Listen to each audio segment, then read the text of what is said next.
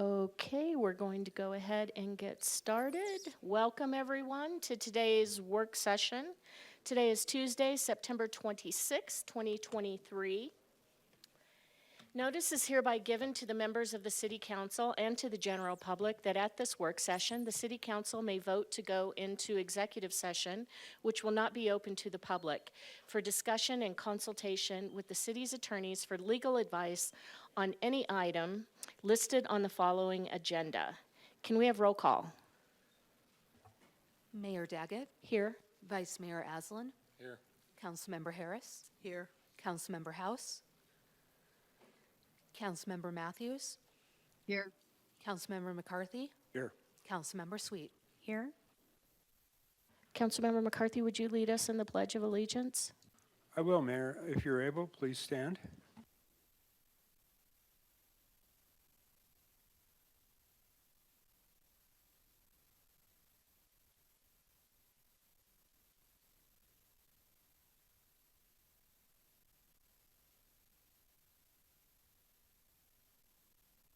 Councilmember Sweet, our mission statement.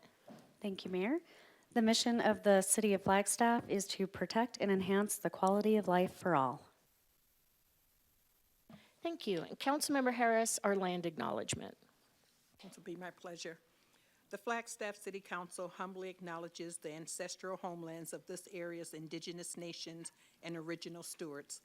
These lands, still inhabited by native descendants, border mountains sacred to indigenous peoples. We honor them, their legacies, their traditions, and their continued contributions. We celebrate their past, present, and future generations who will forever know this place as home. Thank you. Moving down to public participation.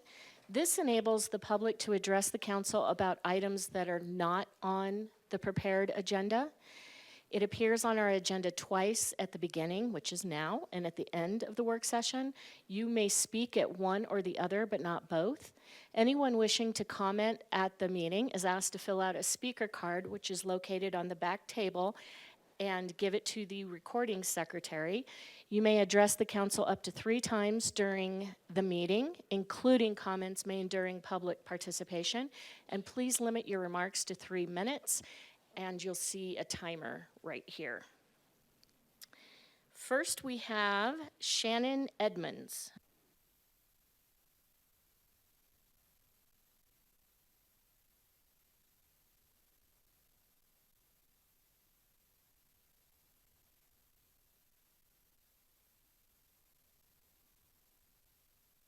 I think that your microphone might not be turned on.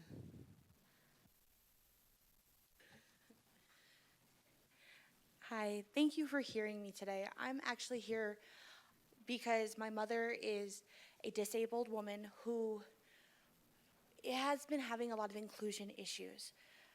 And the sidewalks being blocked, being able to cross traffic in the time frame that it is, and other issues that have been brought up, it's just been very difficult for her.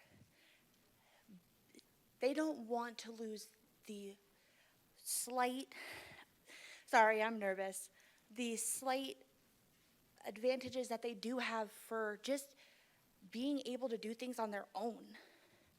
Inclusion shouldn't have to be something we think about. It should just be done. Everybody should be included. Thank you for hearing me. Thank you very much. Rachel Simukanda.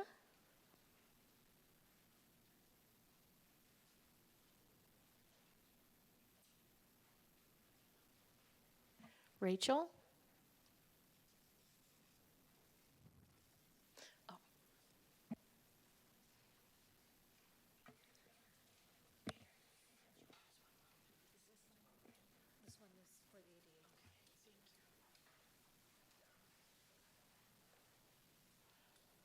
Greetings, Mayor Daggett, Vice Mayor Aslan, and City Council members.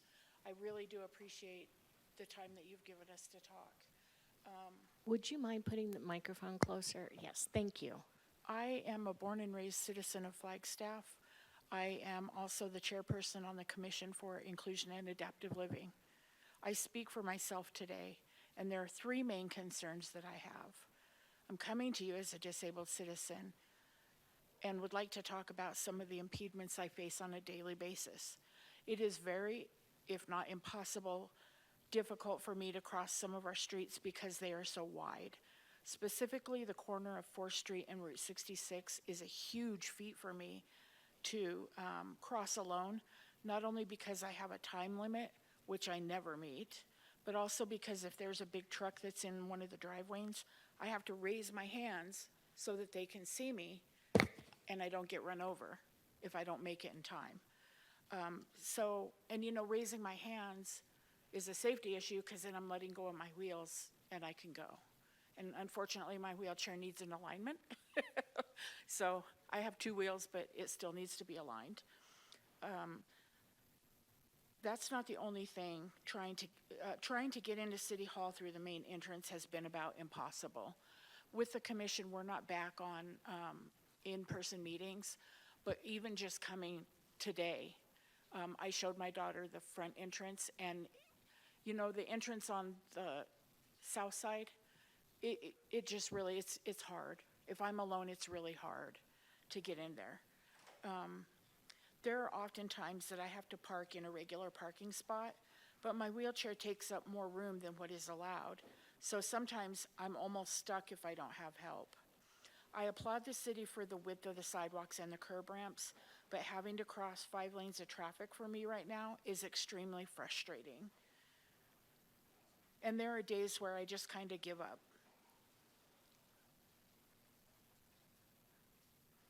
Unfortunately, I have had to sit in my house for days before my caregiver can get to me so that I can take care of business. I was born and raised here and have always taken for granted that this is a great city, and it still is.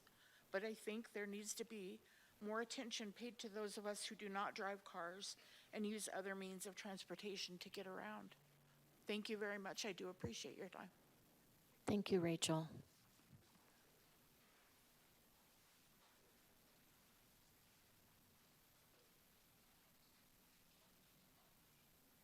Dapper Dre.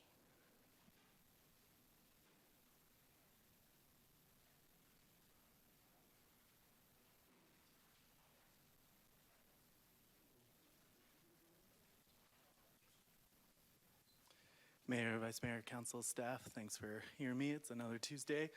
I'll look directly up at adaptation and equity. For Flagstaff has 3 carbon neutrality goals. I see a lot of the words on the screens, the words said, the plans in place, but you don't see a lot of that structurally and infrastructurally going in as fast as it needs to go in. We're talking about behavior and design again. Spoke to this a couple of weeks ago. The design needs to catch up to the behavior. Right now, if you go out and stand on the corner and watch Humphreys, I would guarantee you probably at least half the cars, 3 out of the 5, you'll see people on their phone with a dog, something that they're distracted from. Their screen's right there, they're on their phone. Their cars are a lot faster than they used to be. Their cars are a lot bigger than they used to be, and there's much more distractions than there ever used to be, including other cars. And yet, the design is never taking that into account, that we need to, if we can't address the behavior, you're not gonna go outside and wag your finger at somebody and they're gonna slow down. It's just not gonna happen. You need to start designing some stuff that slows people down, that gets them off their phone, that gives any semblance of a chance for those of us who don't only drive vehicles as a way to get around without worrying that we're gonna lose our lives, that we're gonna lose our friends, that we're gonna lose our limbs. That's on the design. And if it's not everywhere, I totally understand that. Not everybody is walking every single place or biking every single place. But I think we can do the research to at least go into the places where you have the most pedestrian use, the most multimodal use. Make those sidewalks wider, make those passageways better, make those intersections safer. That's just something that, again, helps everybody. And you can do the data sourcing. Most of your corridor at least from downtown, is from FMC to North Campus. That's like 2 miles of road that you really have to be concerted with. And we're also going to talk about the roundabout at 4th and Cedar. That's going to be a huge thing for pedestrians, many of them kids, many of them low income, many of them disabled. It's going to be super hard for those folks who are already vulnerable, who are already struggling, to get another impediment that, again, mostly only always benefits cars, car drivers, car users. Can we please just start doing some stuff that specifically helps pedestrians, that specifically helps cyclists, and then we separate, and then it's better for not only the dangerous motorists, but also the safe pedestrians. Thank you. Thank you. Adam Shimoni. Anytime I hear Shimoni, I laugh. Good evening, Mayor, Vice Mayor, members of the council, city leadership, city staff, members of the public. Good to be here with you today. I wanted to start my public comment by talking about perspective. Often, we talk about our own perspective when we make decisions and we think about things that we're wrestling with. And for me, I'm riding from the neighborhood just a few blocks over to here, and I feel comfortable. But I'm riding like a vehicle. I'm doing what they call vehicular cycling. But I very clearly also understand that that's not a comfort or a behavior that most in this community will agree with. So we have to think about perspective and challenge our own unconscious biases, right? And really try to think through the lens of others. And that's the beauty of the work that you all do as council members. And it forces you to do that, and it's a beautiful thing. But understanding that I'm within the 1% of our community who is comfortable on the roads in Flagstaff, a lot of work has to be done, and it's not easy. Distance matters, and the intersection at 4th and Butler that we're going to be discussing in the coming weeks is of high concern. The smaller of the options is 94 feet for each leg to cross, and the larger option is 120 feet for each leg. So from corner to corner, you're talking almost 200 feet, 240 feet at times. And to do that in a wheelchair or with a disability or a child or whoever it might be, it's not easy. It's not an easy task. The design speed is the second part that I'm concerned about. The design speed along Butler is 35 currently. You all have talked about lowering that speed to 30. Our council a couple years ago spoke about lowering that to 30, but yet we're still designing for future corridors to be at 35 along Butler. You all have the ability to address that with staff today, and I hope you do. My grandfather had a significant physical disability and was in a wheelchair most of his life, or very hunched over. So I witnessed firsthand from a young age the struggles he faced in society. And that's part of why I got involved publicly, as you know I have, is for people like him. And so 5 lanes, 6 lanes, 7 lanes, 8 lanes makes a difference. And that difference is important to our community. And I just want to say thank you to Rachel for coming out tonight and being our chair of our Commission on Inclusion and Adaptive Living. Very important service that commission plays, and I hope that they continue to connect with you all here through the dais. Lastly, this comes down to our code. So if our code is driving these decisions that are building these large pieces of infrastructure, we need to change our code or find ways to accept lower levels of service in order to build corridors and projects that serve all of us. And when you serve people 8 to 80, individuals with disabilities, and all of us, you're serving the whole community. So please keep that in mind. Thank you so much. Thank you. Andy Fernandez.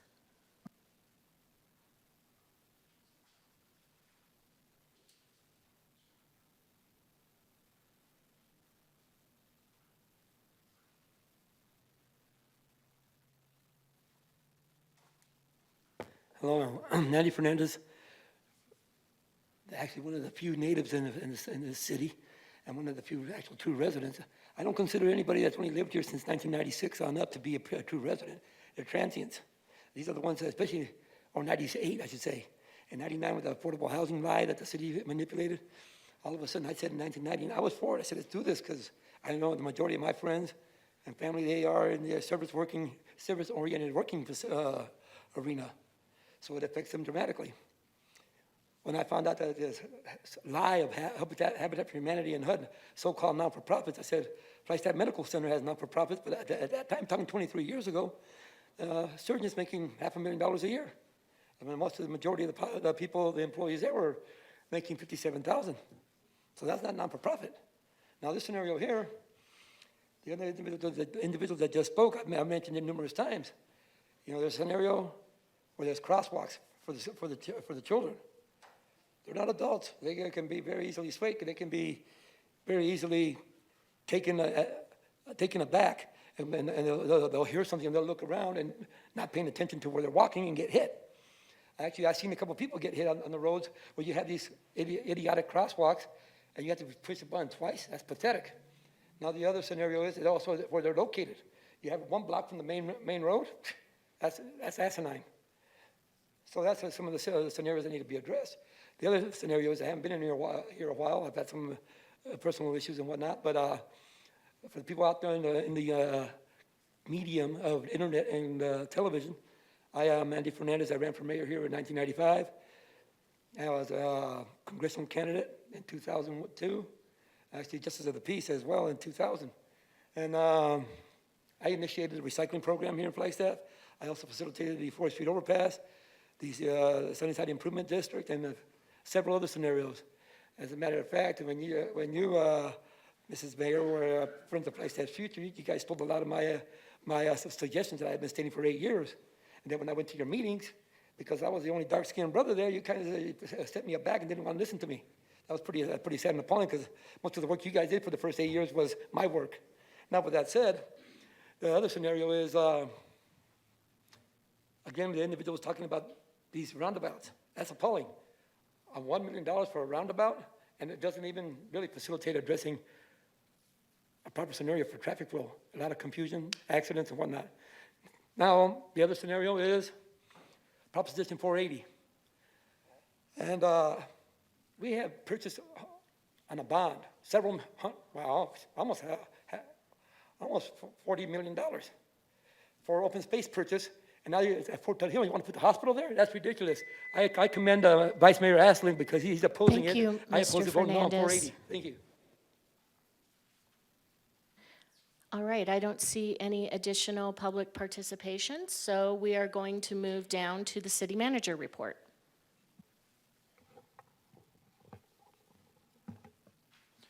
Thank you, Mayor, Council. The report is brief this time, just a few updates and tidbits for you, and I hope you find them of interest. Glad to answer any questions that you may have. A quick reminder of your council retreat on October 12th. Please pencil that on your calendars. Actually, you can ink it on your calendars. That's a firm date. And stay tuned for the agenda and the venue details. Appended to my report this time was the Economic Vitality Monthly Update. And I think Heidi Hansen or one of her team members will be presenting on that virtually. Thanks.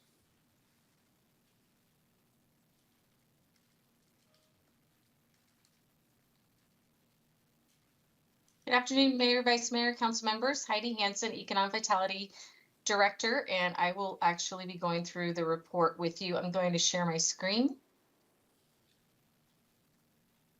I will be doing some scrolling, so I hope it doesn't make anybody feel too crazy. This report's pretty detailed, so I've highlighted some things that I think will be of most interest to all of you. We're going to start with the airport. We have had a lot of marketing outward and inward for the airport, reminding people to fly Flagstaff first. And we actually did some advertising, getting geared up for the parents for NAU, letting them know that we have flights to Phoenix and DFW and vice versa. Also wanted to thank Vice Mayor Aslan for an advertorial that he did that shows up on our screens, reminding everybody that it is the 75th anniversary of our Flagstaff Pulliam Airport, which you will all celebrate with us in November. And I believe there's others of you that have actually done some advertorials that are running the airport, asking people to be staying and playing responsibly. So I want to thank you ahead of time. And then we've also installed something to share with the community about the Coconino Scroll, the art piece that we have installed out there, and we actually have brochures for visitors to learn more about the history of Flagstaff. As I move down, we are actually wrapping our vehicles at the airport, our airport rescue firefighting vehicles, all of the other vehicles as well, so that people know that they're operational, as well as they are for Flagstaff Airport use. Our paid parking system is going wonderfully. It started over a month ago. Our figures are rising. And the best thing about the paid parking system is that when you come to the airport and you're actually going to be flying, you can actually find a parking spot. So this is awesome. I've actually used the system myself, and I can tell you it was seamless. We also held the Thunder Over Flagstaff event. It was a one-day event, and we had over 5,000 participants. Again, I apologize for the scrolling. Wiseman Aviation is adding a great lift, and you can see a little picture of it depicted right here. This is so that we can serve all aircraft. It's going to be able to serve a Boeing 737 on up to a Boeing 777. I don't know if you're aware of this, but we have had flights from Southwest Airlines that have actually been sent to our airport before because they needed to be grounded. And we've been able to accommodate that. Now with Wiseman's lift, we'll be able to accommodate them actually getting off the planes and things like that until they get what they need. And the last thing I'd like to talk about with the airporters enplanements, they rose in August after a lower than average number in July. And we think that the reason why the numbers in July were so different was just definitely because of the fact that we did not have the Denver route. I will tell you, and I can't give you too much information, but we have been doing a lot of airline conferences and meetings, and we are getting some interest in the second airline route, a second airline route for the airport. So we hope there'll be more to come in near future. Going into community investment, when we talk about beautification, arts, and science, wanted to let you know our beautification and action grants actually have been going to good use. Here you see a picture of a heart box, and basically it's from the owner of Heart Box Gallery. She transformed 2 utility boxes that used to get a lot of graffiti into these beautiful art pieces, as you can see to your right. And then we also had one from the Chocolita mural, and this is a finished artwork that depicts Hopi pottery designs and water gods. The geometric patterns and imagery rendered in teal, black, and white color palette reflect the richness of the Hopi culture.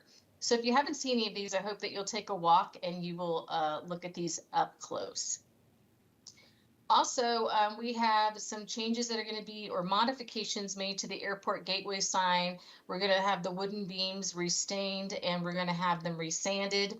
We're working again on the Downtown Connection Center art piece. You had a full work session on that already, and you'll have more to come.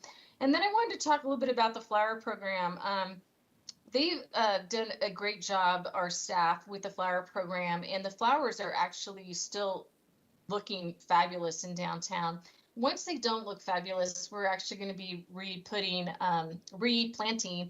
actually small pine trees so that we can actually decorate this for the holidays. So fear not, everything will have something replaced. And then I'm going to move, again, sorry for the scrolling, going to move all the way down into business, or Park Flag actually. First, Park Flag is working on our annual report. We offer our annual report to our stakeholders each year. They also worked on the residential permit since NAU students had come back into play, and we wanted to be able to offer our residents good parking. They also have been doing a lot of the red curb repainting so that people clearly know what is a marked place to where to park in downtown. And I love this picture right here because it does show a little bit about the flower program that I just spoke about and how beautiful they are. As far as community updates, we actually been working on a survey project with community development for Southside neighborhood. And the survey's goal is to evaluate the need for a more comprehensive parking management plan for the Southside neighborhood. So I'll just tell you a little bit about that, and I'm sure that'll be more to come in front of you very soon. And our numbers were up 8% for 2022, and we're seeing a daily average at the kiosk of $3,317. Again, the whole point is to get people to park correctly and to actually come and use the stores and frequent the restaurants and then leave and make room for the next person. As far as business attraction, the Arizona Livers Health, it's a research and medical provider. They have acquired property and they will actually be locating to Flagstaff. And we also have had a significant interest in retail, restaurant, and hospitality sectors that we're answering, which is a little bit above the norm that we normally get. And this is just a friendly reminder that we have several incentives, but one of the incentives that we really want people to know about is the development and reinvestment incentive. It offers new businesses a portion of the city construction sales tax back to them to be used for a variety of uses, including employee relocation, training, workforce development, and various public infrastructure improvements. If people have interest in learning more about this incentive or actually any of our incentives, I hope that they'll go to chooseflagstaff.com. Also, the AED Fall Forum, which is the Arizona Association for Economic Development, will be happening in Flagstaff at Little America. If you'd like to know more about economic development, please inquire about this conference. It will be happening the evening of October 25th. It will conclude on October 27th. My staff and I will be attending. If you want more information, you can always just reach out to me. And then moving on to business retention expansion, we, again, talking about incentives, we have several that have basically 6 people have, or businesses have applied for the BRNE incentive. There'll be more to come on that. And then you saw last week our workforce development RSOQ that came before you. Joycone, staff has been continuing to work with Joycone, which is one of our largest manufacturers. And I know John Saltonstall might be in the room. If not, I know he's virtual. I wanted to do a shout out to John Saltonstall, our business retention expansion manager, because this is taking it above and beyond. He actually wrote a grant to the Arizona Commerce Authority for Joycone to help them with the rail spur that they've been using since 2003. And after all that work, and I've read that grant, a great grant, they will be receiving $90,000.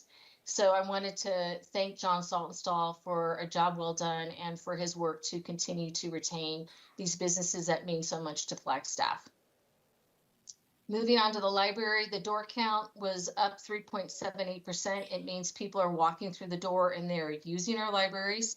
And our computer use was up 4.32%, which is a very big deal.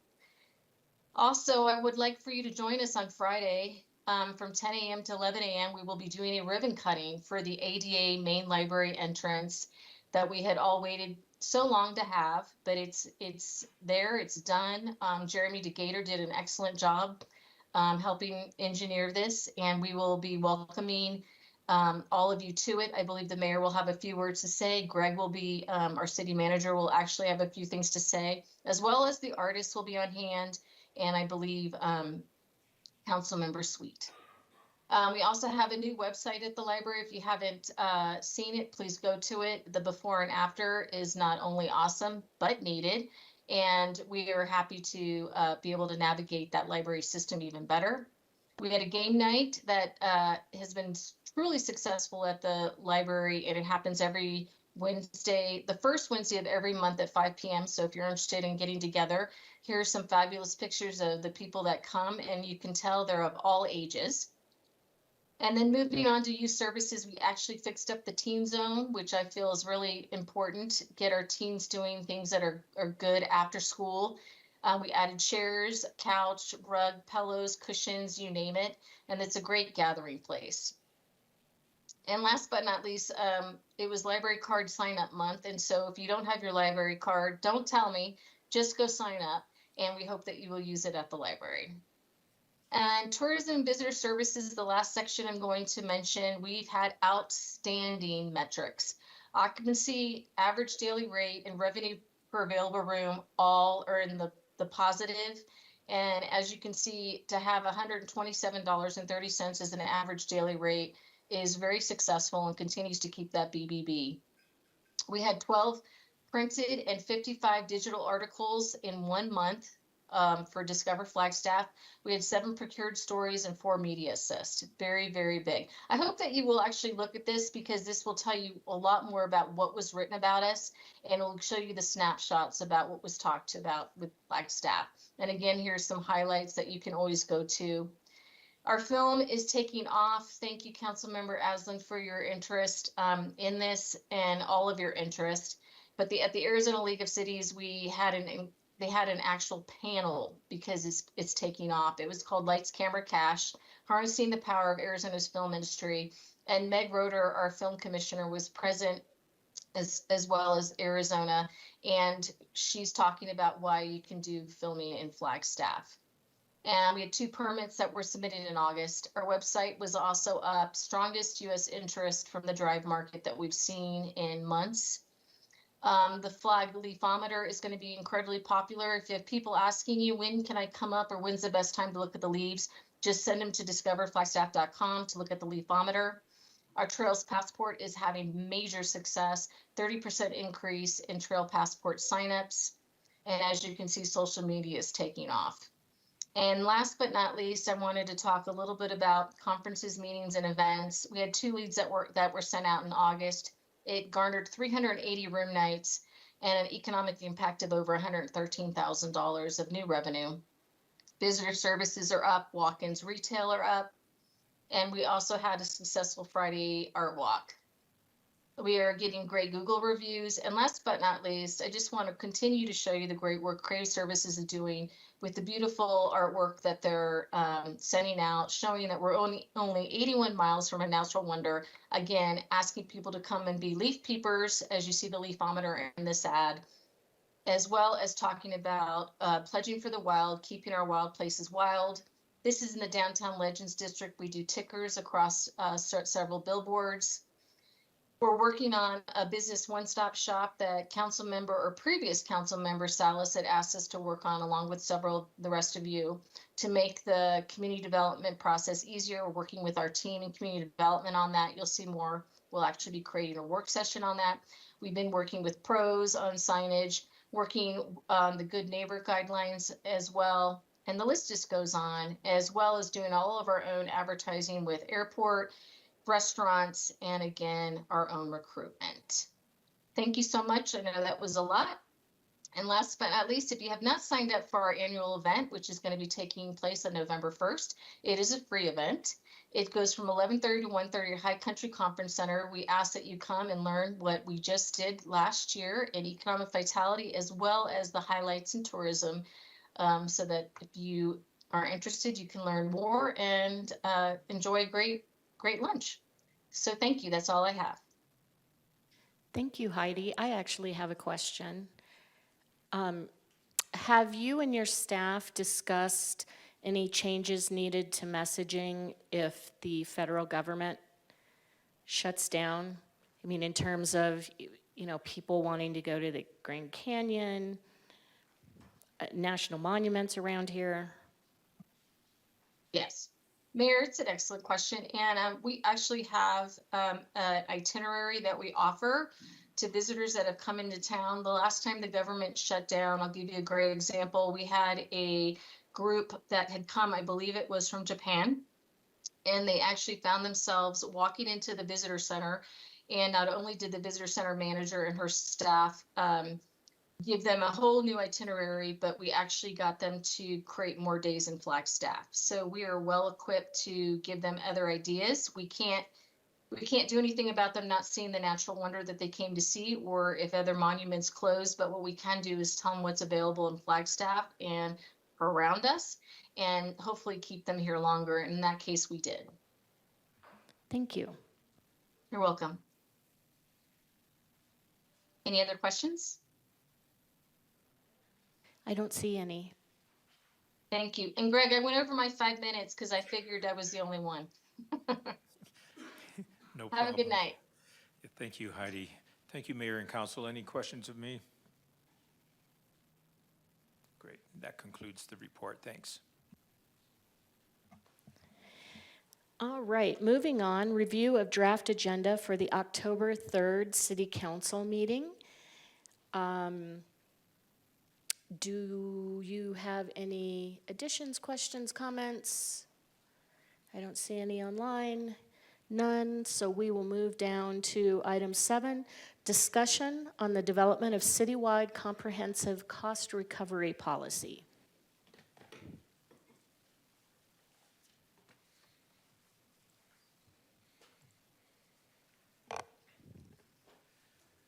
Good afternoon, Mayor, Vice Mayor, and City Council. I'm Rick Tatter, your Management Services Director and City Treasurer. The item before you today is related to a future agenda request item that Council considered and forwarded on, related to a citywide comprehensive cost recovery policy. Earlier this year, I engaged MGT America to help me and help our organization build a policy for Council for consideration. And we've been working with several of our divisions over the last several weeks. We've kicked off the project and we are full steam ahead. MGT has been a partner with the City of Flagstaff for many years. They've worked on user fee studies throughout our organization, as well as they are working on our annual cost allocation plans that we do during the budget process. So they've been a great partner over the years. Today we're sharing information about a cost recovery policy and what that means, as well as working to seek your input, since this is one of your fair items, to make sure we're on the right direction of building a policy that Council would like to see related to cost recovery and our user fees and rates. Today with me in person is Alan Parks with Management MGT America. He's a project consultant. As well as we have a couple people online today. We have Lisa Norman, who's a project director, and we have Alex Alley, who is a project manager with MGT America. And they've all been helping us over the last several weeks with our divisions, and we're glad to have them as part of this team. With that, I will turn it over to Alan. Thank you, Rick. Thank you all for allowing us to join today and meet with you. I have a relatively short PowerPoint to go through with you all. There is a spot for the end for questions. However, if you have any questions, comments as we go through, feel free to stop me and we can talk. Lisa and Alex are here to join me as well, so any questions that I can't answer or any things you have to say, they can help, and they're also taking notes as we go. So here's our brief agenda for today. Just to quickly highlight MGT, like Rick has mentioned, we have worked with y'all before in the past. Currently working on the cost allocation plan, which will eventually tie into a user fee study in the future. So you're hitting two things already there. But we are a national firm. We work all across the U.S. We have consultants all across, and we specialize in the public services and public segment. Lisa, Alex, and I are in the management studies part of the practice, so we focus a lot on these cost recovery plans, user fee services, management studies, and then performance audits as well. Our goals for this project is pretty simple. We're here to help you guys set a citywide cost recovery policy.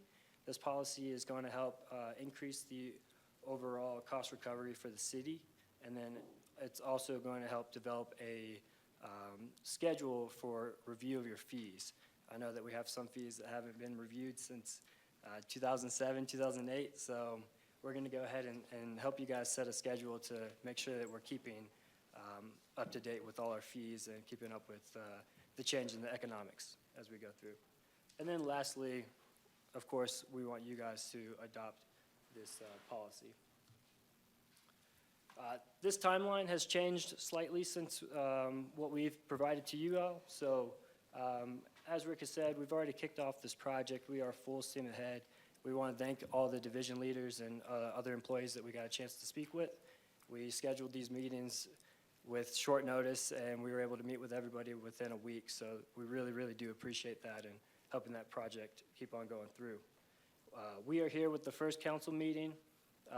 We have moved up the policy first draft review to be given to Rick for the 11th. So I think on you guys, you have the 8th. We're going to move it up to give Rick and then also divisions more chance to review, have their input into this policy. We'll have a second council meeting, hopefully with you guys on November the 7th. At this point, we'll have a pretty fleshed out policy for you all to review and to provide comments, feedback, and continue that process with ultimately this policy being adopted by December 5th. This is a working in progress timeline, but we'd love to stick with this if we can. So why a cost recovery plan? This slide has many reasons. You'll see a lot of the reasons also turn into the benefits of having a cost recovery policy. Financial sustainability and stability for the city is one of the main targets.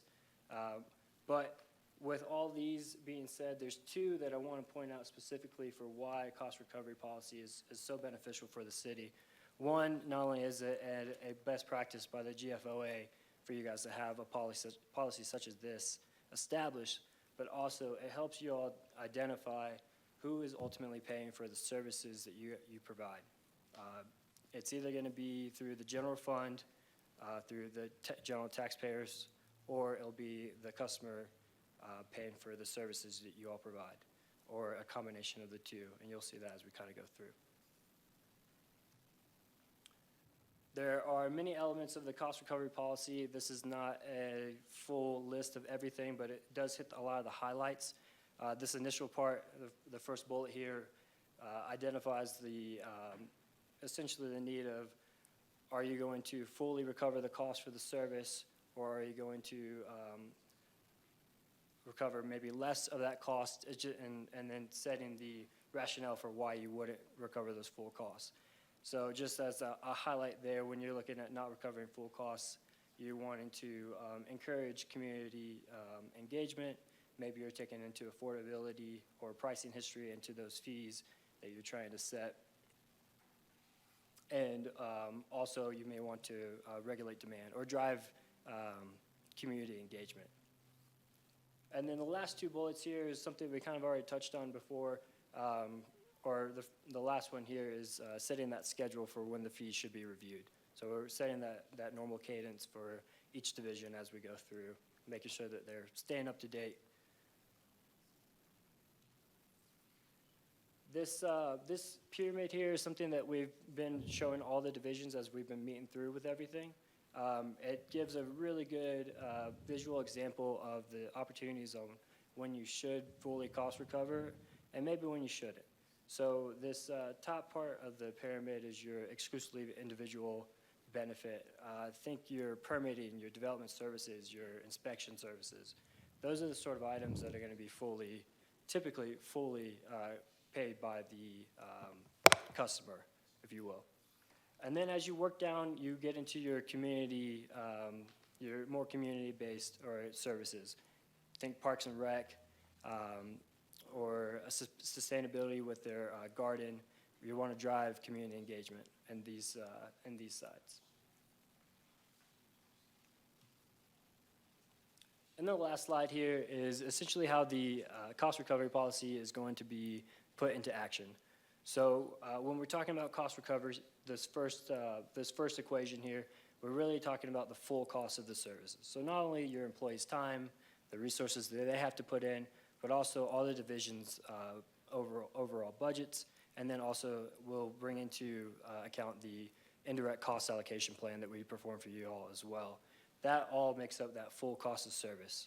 And then from there, you'll take the full cost of service, you'll multiply it by either 100%, maybe 20%, 50%, something pulled from the table or the pyramid here, and that's how you'll come up with your user fee or your rate or what you'll end up charging the citizens.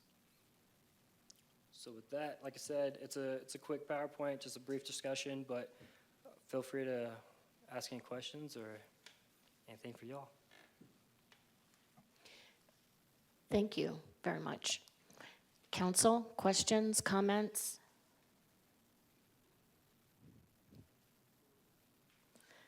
You did such a good job that they have no questions. Sounds good. You all have our contacts. If you have any questions or anything pops up, feel free to reach out. It's at the end of the slides that we provided. They're also here on the screen for you as well. So Thank you. thank you for your time. Really appreciate it. Thank you. Okay. Okay, we are now moving down to item number 8, Carbon Neutrality Plan Biannual Update. Welcome, Jenny.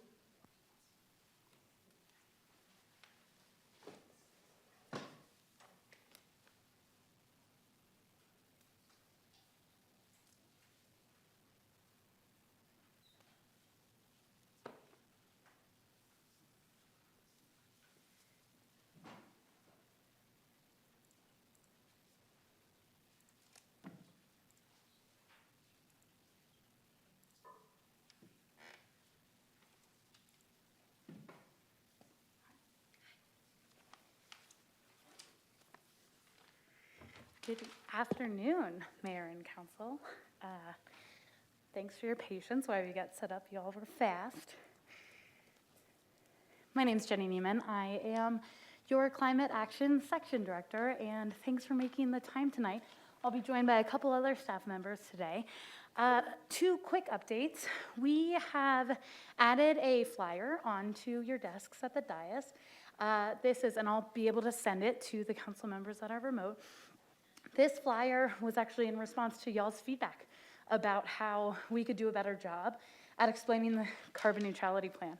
The carbon neutrality plan is a really complex document, and so we're working little by little to get a little bit better at explaining how it can best work.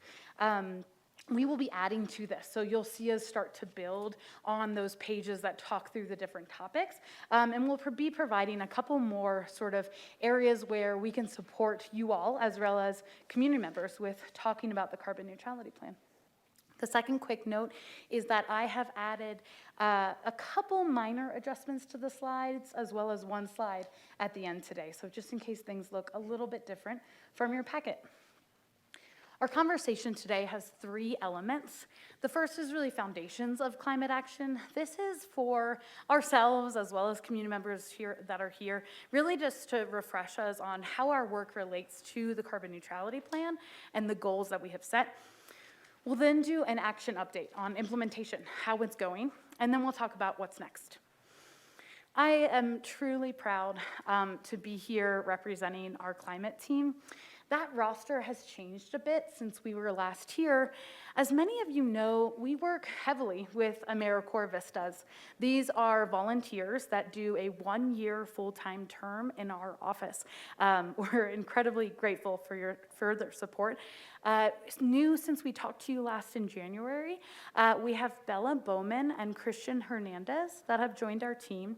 And Gracie Reckemer moved from our Youth Climate Leadership Vista to our Climate Vulnerability and Resilience Vista. So we're just truly appreciative for all of these vistas and Gracie, who signed up for yet another volunteer year with us. Also, since we last talked, Danae Pressler joined our team, actually from Avondale, Arizona. Danae couldn't be here tonight because she is traveling on our behalf. And then Genevieve Pear3 joined us as our resilience analyst. This is our new, position since the carbon neutrality plan was adopted to allow us to focus more on resilience as well as some of our collaborations across divisions. Again, I'm going to talk quickly about the foundations of climate action. I find it helpful to return to our goals and principles often. So I know you all have seen these before. These are our 3 climate goals. I've added some examples here so you can kind of see how these goals actually show up in our community, how we do things like reducing emissions or prioritizing equity. In short, our 3 goals are to reduce our impact, to prepare for the future, and particularly a rapidly changing future, as well as how do we prioritize vulnerable communities. We have our target areas. There are 15 target areas on here. I know it's a lot, but they can be summed up, and I find it most helpful to think about them in terms of our priorities, which are neighborhoods, energy, consumption, and commitments. Under those, there are the individual target areas. The target areas are where we really focus. So we may really focus on how do we do electric mobility, right? That's where kind of the nuts and bolts come out. Other focus areas are things like healthy forests and open spaces or economic prosperity. All of these require deep collaboration with other parts of the City of Flagstaff team, as well as local and regional partners. These things also relate to each other. Sustainable consumption has to do with waste prevention and building our food systems. That has a lot to do with how we work with our friends in public works and solid waste, as well as it relates to community resilience and equitable systems and how we work in the community. So they all kind of reinforce and work together. The next thing I want to review are our climate action principles. These are a bit of a throwback to when we actually wrote the carbon neutrality plan. Climate action, and especially carbon neutrality, are new for us. They're new for a lot of folks in the community. And so we thought it was really, really important to explain clearly how we would act, right, as we start to get into a lot of this new work. I'm just going to highlight 3 tonight because I think that these 3 are incredibly connected to the work that we are doing and then the work that we'll talk about today. First is motivated by urgency. We have a short window in terms of time to act to make the most benefit in terms of climate action. That's really on an international and global scale, but it is reflected by our carbon neutrality by 2030 goal.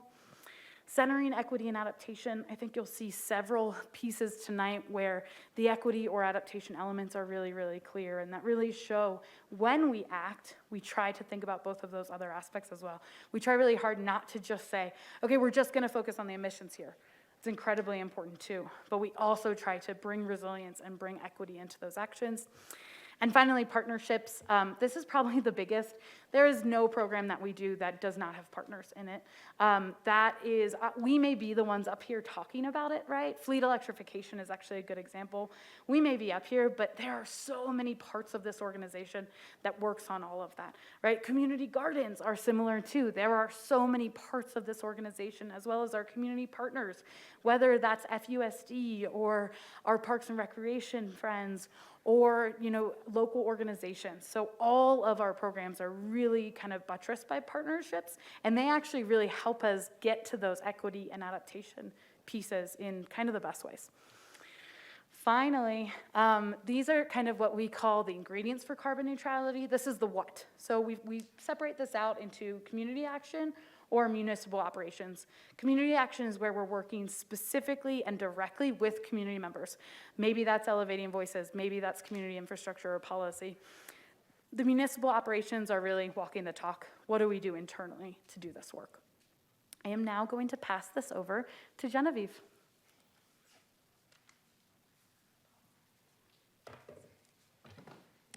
Good afternoon, Mayor and Council. Genevieve Pair 3, Resilience Analyst with the Flagstaff Sustainability Office. So I will be discussing some of the aspects of community action that Jenny just mentioned. So I'll first talk about policy development. So before I get into the details too much, I also just want to point out that these are highlights. There's a lot more that we're working on in the Sustainability Office as well as with other city divisions. But if we talked about everything, we'd be here for a very, very long time. So just want to state that right now. So for the policy development, the 3 areas that I'm highlighting tonight are transportation, zoning, and building codes, as well as resilience and equity. So the goal here is to match city policies and codes to the stated goals of the carbon neutrality plan. So these 3 focus areas address several strategies in the carbon neutrality plan, including decreased dependence on cars, equitable systems, community resilience, and fuel switching. So I'll talk about them briefly. So transportation, we have Big Shift transportation policy development and the Active Transportation Master Plan Review of Engineering Standards. That is a collaboration with engineering as well as other divisions. So all of these programs involve collaborations with other city divisions. So another one is the Land Availability and Suitability Study and the Code Analysis Project. So that's a project headed up by planning, but with sustainability, housing, and engineering as partners. So again, the implementation of the carbon neutrality plan involves all of the city divisions. Another example of a collaboration is the Resilient Southwest Building Code Collaborative. So that's to improve building codes across Arizona. And that involves the Building Safety Department or section here at the City of Flagstaff, as well as the City of Tucson. And then one last policy development I'd like to highlight is the catastrophic leave policy. So that's the catastrophic fire and post-fire flooding leave policy. So it's relatively new. It has been approved and in effect, and it provides employees who are personally impacted by catastrophic fires, post-fire flooding, or other post-fire threats with paid time off to protect their family, property, and pets. So that is in place if we are in the unfortunate circumstance that we need that moving forward. Moving on, so community infrastructure, that's another component of the community action portion of the carbon neutrality plan. So I'm highlighting 2 programs in this slide. And really the overarching goal of this component of this part of work is to build community infrastructure to support the community's needs in a changing world. So again, this involves collaboration with lots of other city divisions. So the first program is Community of Flagstaff EV charging stations. So 18 charging stations have been installed for community and fleet use. We do have some preliminary data on that. The Sustainability Office will be talking about this in more detail on November 14th. We know this is a topic of interest for council, but just to let you know, here's a little preview of what we'll be talking about in the future. Another component is community recycling. So do you want to do a shout out to the collections team for renewing recycling services quickly after they were interrupted in the spring? But our community recycling system is changing. So sustainability and solid waste are working on this together, and the Flagstaff Recycles campaign has engaged over 16,000 households through direct community engagement. So staff will talk about this more on October 10th, but just what that means, that includes tabling at Flagstaff Community Market as well as community buildings, recycling bin checks, CAF Country Radio ads, Mountain Line bus ads, and social media posts and paid ads. And this addresses a couple different carbon neutrality plan strategies, which is electrification and sustainable consumption. So here's a spotlight on another program, the Four Corners Carbon Coalition. So that addresses the carbon dioxide removal strategy within the carbon neutrality plan. This is a public-private partnership to assist with market transition. So this project is retrofitting Blocklight's Flagstaff masonry plant to store carbon in concrete. So this will reduce the concrete's carbon footprint by 50 to 100%, as well as avoid up to 3,000 tons of emissions per year. So this is just the beginning, but carbon dioxide removal is a very big part of the carbon neutrality plan. So projects like this are very important. So moving on, we have services. So this slide highlights waste, food, and HEPA air purifiers. So that addresses a couple different target areas in the carbon neutrality plan, including sustainable consumption, community resilience, and equitable systems. So there's a new community garden at the Hal Jensen Recreation Center. So thank you. Again, another collaboration with PROS. So thank you to PROS for your help with that. Also, we had all 70 plus community garden plots were rented this year, so promoting local food production, and there's also a new residential food scraps drop-off location at the Flagstaff Family Food Center, and that's starting in October. Moving on to the HEPA filters, the HEPA air purifiers. So we're in the 4th round of grant-funded air purifier distribution. This is for vulnerable households. So again, this has helped meeting those community resilience and equitable systems strategies. Another program, so the Flood-Proof Assistance Program. So this is a new program since the last carbon neutrality plan update. It helps residents protect their homes from flooding, and it provides up to $2,500 per household to purchase flood-proofing materials. All residents are eligible, but funds are prioritized for those who have experienced flooding or have the greatest need. Round 2 will open in October. Another spotlight is the Energy Rebates Program.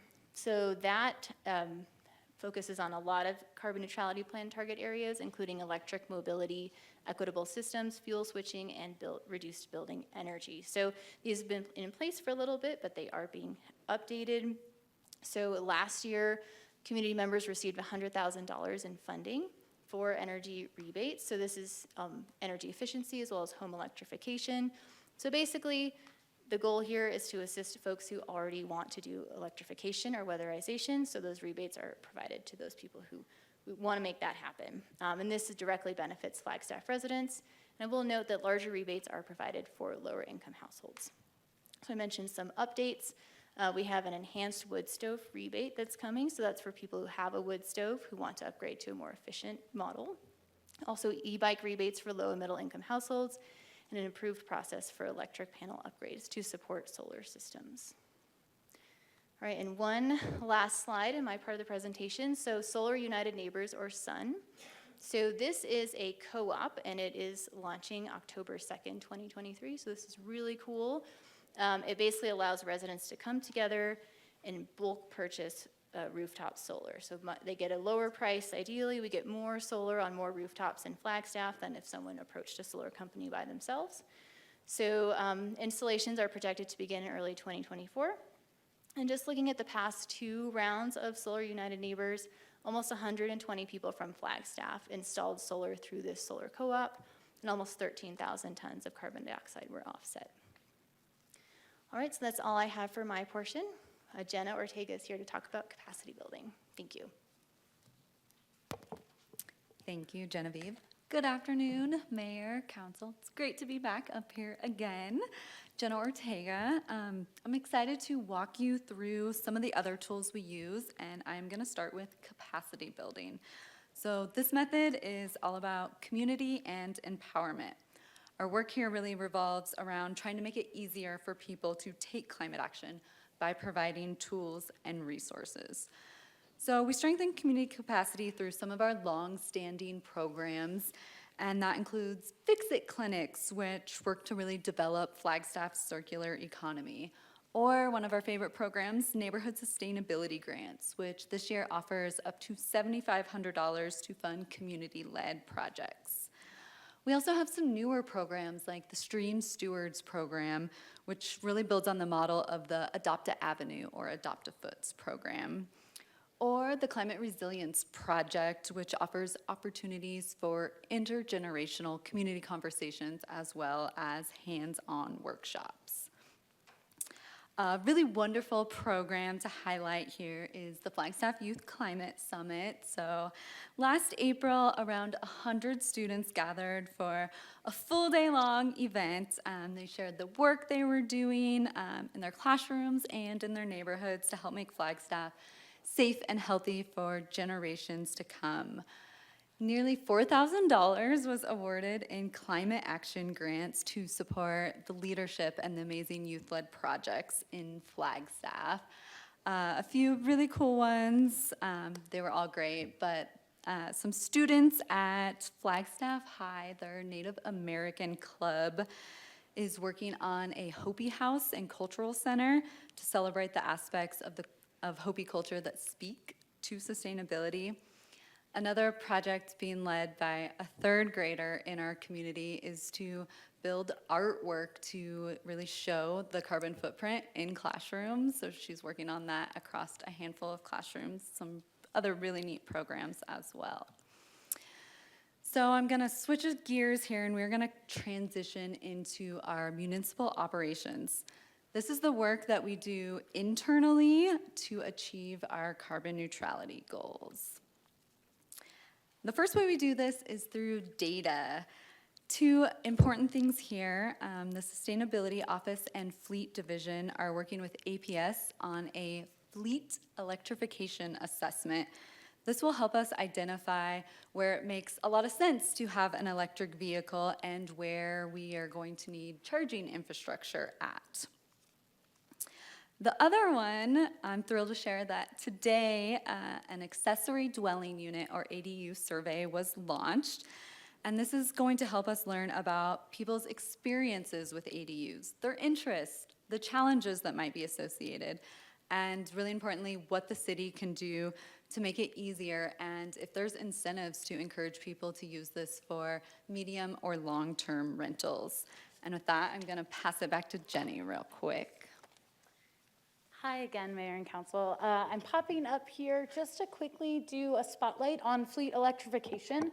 We have been having a lot of internal conversations about fleet electrification with some successes as well as some challenges. And so we figured it was a good time to kind of talk about our internal process.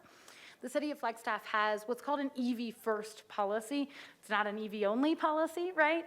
It is an EV first policy that says we're gonna look at EVs first, right?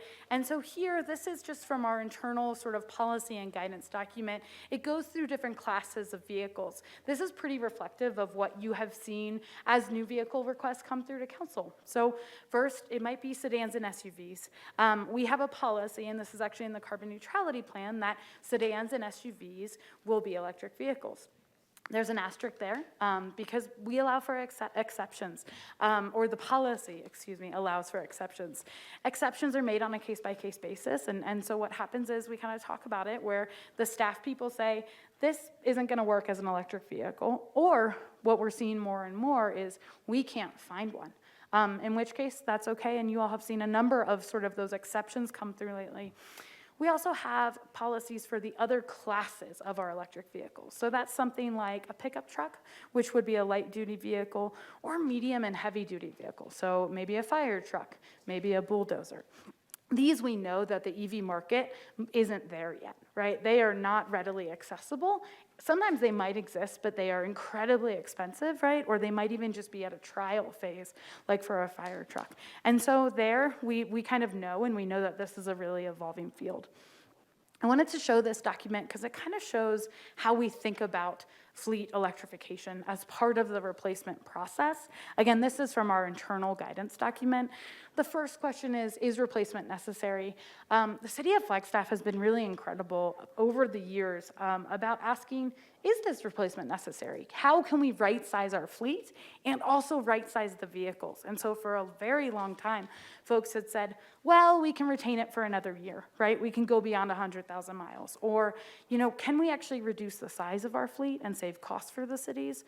Or can we shuffle around vehicles? We've seen a lot of sections do this and say, you know what, we don't need to replace this truck right now. Let's replace an easier to electrify vehicle, for instance. The next question is, what kind of vehicle should be bought?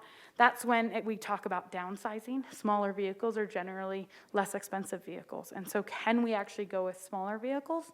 And then finally, vehicle fuel choices. This is really where the electrification questions come in. Again, first, it would be great if it can be an EV. If it can't be an EV, totally okay. Then we move into, can it be a plug-in hybrid? Can it be a hybrid? And if not, then we go with an internal combustion engine. In terms of where we're at right now, the auto industry has added many, many electric vehicle makes and models onto the market. It's really exciting. There's about 40 electric vehicles you can buy today across the US. EVs have performance benefits, a lot of fuel-saving benefits and maintenance benefits. What we have seen is that the auto manufacturing industry has had a lot of supply chain disruptions and challenges over the last 3 years. This is the entire auto industry, not just the electric vehicle industry. But what we have seen that combined with is the demand for electric vehicles has really been outpacing supply. And so we have been seeing challenges for cities across the US in getting electric vehicles for their fleets. Flagstaff is no different. And so folks have had long delays with getting vehicles. And the delays are really tough, right? Because they're promised that we can get those vehicles, and then all of a sudden we cannot. And so then staff need to really pivot here. What we are working to do is support our staff members in finding the best vehicle for the job. The person who actually says that the most is our fleet manager, Nate. He's really incredible in these conversations and is a true partner to us. So again, I'm speaking about this, but there is a whole lot of staff that are involved in these processes. But we work really closely with the fleet services team to try to support our team members in getting them the vehicle that they need, whether that's electric or not. So I hope that helps in terms of just a little bit of a spotlight on kind of the internal workings of how these vehicles end up coming to y'all. Hand it back to Jenna. Thanks, Jenny. All right, so moving on here, our next method is municipal carbon neutrality, and this is really about us walking the talk, if you will. It's how we are taking action internally at the municipal level in the buildings we work in, how we get around, and what we buy in order to achieve our community's carbon neutrality goals. So I'm proud to say that we have been working with our friends in procurement to align the city's procurement policy with our climate goals. We have also added 7 e-bikes and 2 scooters to our fleet so that we can move around quickly and safely. I think the smiles in this picture show we have some excitement for this new program amongst our colleagues. The Energy Conservation and Water Conservation Project will improve both energy and water conservation across 44 city facilities reducing our emissions and leading to approximately $305,000 in utility savings annually. All right, we've talked a lot today, so I wanted to take a moment to zoom out and look at the big picture. To make things easier, for me, I'm gonna start with just a piece of a really large table. On the left, you can see the three big areas we talk about. Buildings, transportation, and waste. These are responsible for a majority of our emissions, so that's why we prioritize them when we are speaking about these. In each area, we do work both internally at the municipal level and at the community level, so that's what we're kind of showing here. Some of the programs we have highlighted today have a direct impact on reducing our emissions, such as the Energy Conservation Project I just mentioned, or electrifying our fleet. Others lay the groundwork for creating change and are in the policy development stage. An example of that is the building code update. And finally, others have a really strong resilience and equity benefits, such as affordable living and cleaner air. So I know that's a lot to look at. Hopefully that makes sense. To wrap up with you, we would like to end with what's next. So when it comes to funding to support the work we need to do to achieve our climate goals, our team is committed to going after funding at every level. For example, we were awarded funding through the Resilient Southwest Building Code project. This is part of a collaborative effort with cities across Arizona and New Mexico to improve our building codes. In addition to our awarded and submitted applications, we are working on several more applications. An application that's in the development phase is the Solar for All through the Governor's Office of Resilience, and this is to increase solar installations across the entire state. And what's not mentioned here is that we have several ongoing projects that have already received funding. For instance, our office was awarded $184,000 through the U.S. Department of Agriculture through their Innovative Production Program to carry out data collection, community engagement, and policy change around food access in Flagstaff. And I will pass it back. Thank you so much, Jenna. Council, I wanted to close by just looking forward a little bit. We have a number of upcoming presentations, many of which we are doing with our internal partners. The first is the Moving the Needle presentation. This is with sustainability, community development, and engineering, among others. That will be November 14th. That same day, community development will lead a presentation on a wide-spanning project on our land availability assessment and our code analysis project. And then finally, we'll talk about EV charging stations. I know we previewed a little bit of data before, and we wanted to have a focused conversation on that, not to put it all within here, but to give council time to dig into the data, to really look at different options for how we should treat these EV charging stations going forward, and how should we think about public access to them. In December, we will be here with our NIU partners, a graduate class has been working on a project to map equity across Flagstaff. We're really excited about this. In January, we'll be here to talk about fleet electrification and an assessment that we currently have going on with APS. And then in February, we'll be here for our next biannual update. And during that, we're really gonna focus on the data. We're gonna talk about, all right, all of these things that we are doing, how is that actually reducing emissions? And I'll talk about that in my next slide.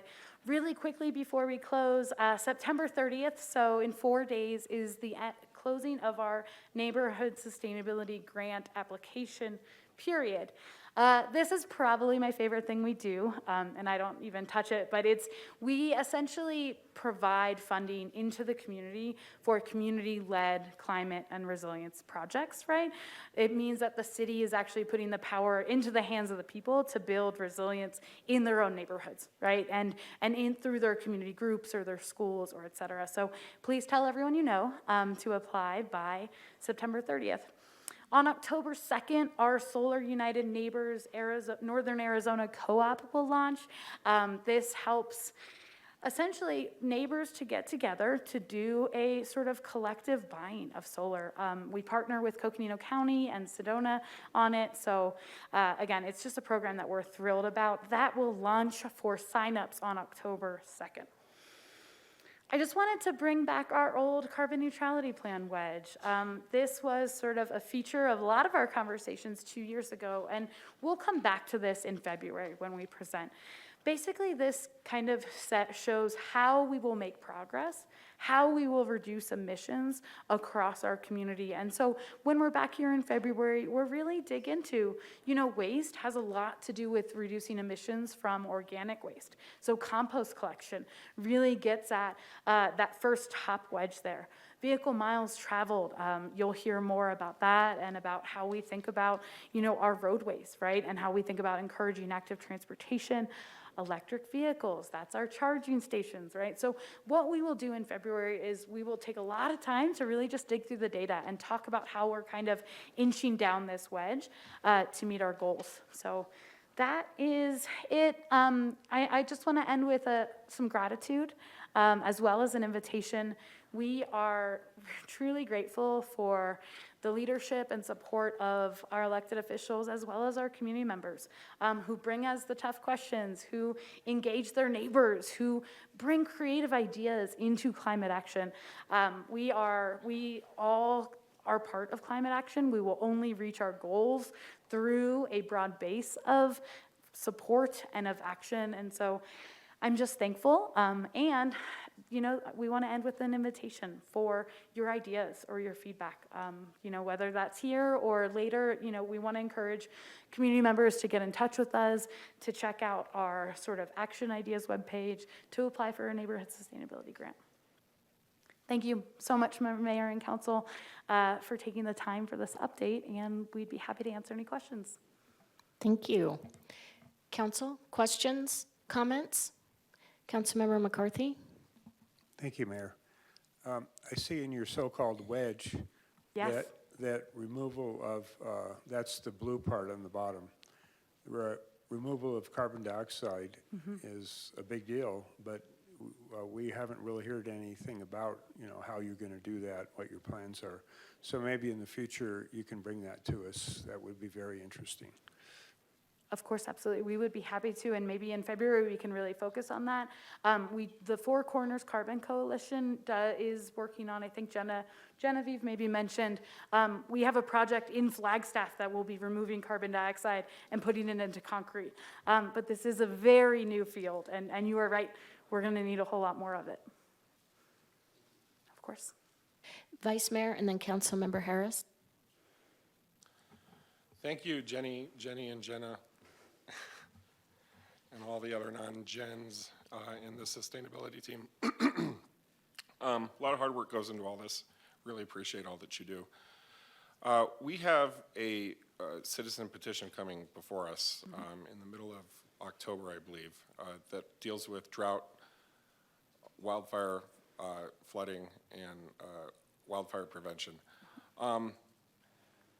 For me, just at the outset, I can share here at the dais that I have a skepticism and a reluctance to use the public petition process to help micromanage these big ships that we have moving that took years to develop and build.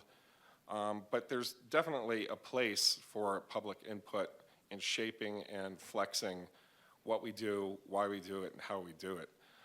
I'm wondering if you're willing or able at this time, or maybe there's a better time that you guys are thinking, I don't know, to sort of preview your thinking as an office around the citizen petition that's coming before us that was spoken about extensively last week. And I'm sure we'll get another presentation from the Flagstaff First Community Group that have come to us with so many great ideas and how to integrate those ideas, which are definitely at the time fall outside of the current carbon neutrality apparatus, but still have a place to play in our community discourse and our overarching goals, right? Of course. Thank you, Vice Mayor. So I'm happy to speak about it, and I invite Nicole if she has thoughts afterwards. You know, the biggest thing that I can say about that is, 100%, right? Like flooding and fire and drought are so incredibly critical. They're actually part of the reason that we revised the carbon neutrality plan last year is because we wanted to bring all of those really good ideas from the 2018 Climate Action and Adaptation Plan and make sure that they were included in this. And that is how we got so many target areas in this plan, because it tries to do a lot of things, right? So community resilience, healthy forests and open space, water security, they all sort of address these things. But when we think about fire and flooding and drought, the biggest thing that I always go back to is it's all about collaboration. Right? So we know that our fire department, right, our wildland fire folks particularly, but the broader fire department as well, our stormwater department, our public works division, sorry, we have divisions, our public works division, right, as well as the U.S. Forest Service, as well as our county partners, as well as regional actors, are all so deeply involved in those conversations. And so we do often focus a lot on the things that our office works on, right, because that's when we are up here and speaking to you, but we definitely can do a better job of lifting up how we are working with our other folks. We had a really incredible meeting 2 weeks ago with our friends in Wildland Fire about how do we have sort of a community, we were calling it a community burn event, but a prescribed burn that we invite community members to, right? So that they can see some of the aspects of forest management and forest health and be opening that door. So we do so much collaboration there. And I couldn't agree more that, being responsive to the demands of extreme weather events, of the changing climate, is so incredibly important. And that's why preparedness and resilience are one of the 3 goals of this plan.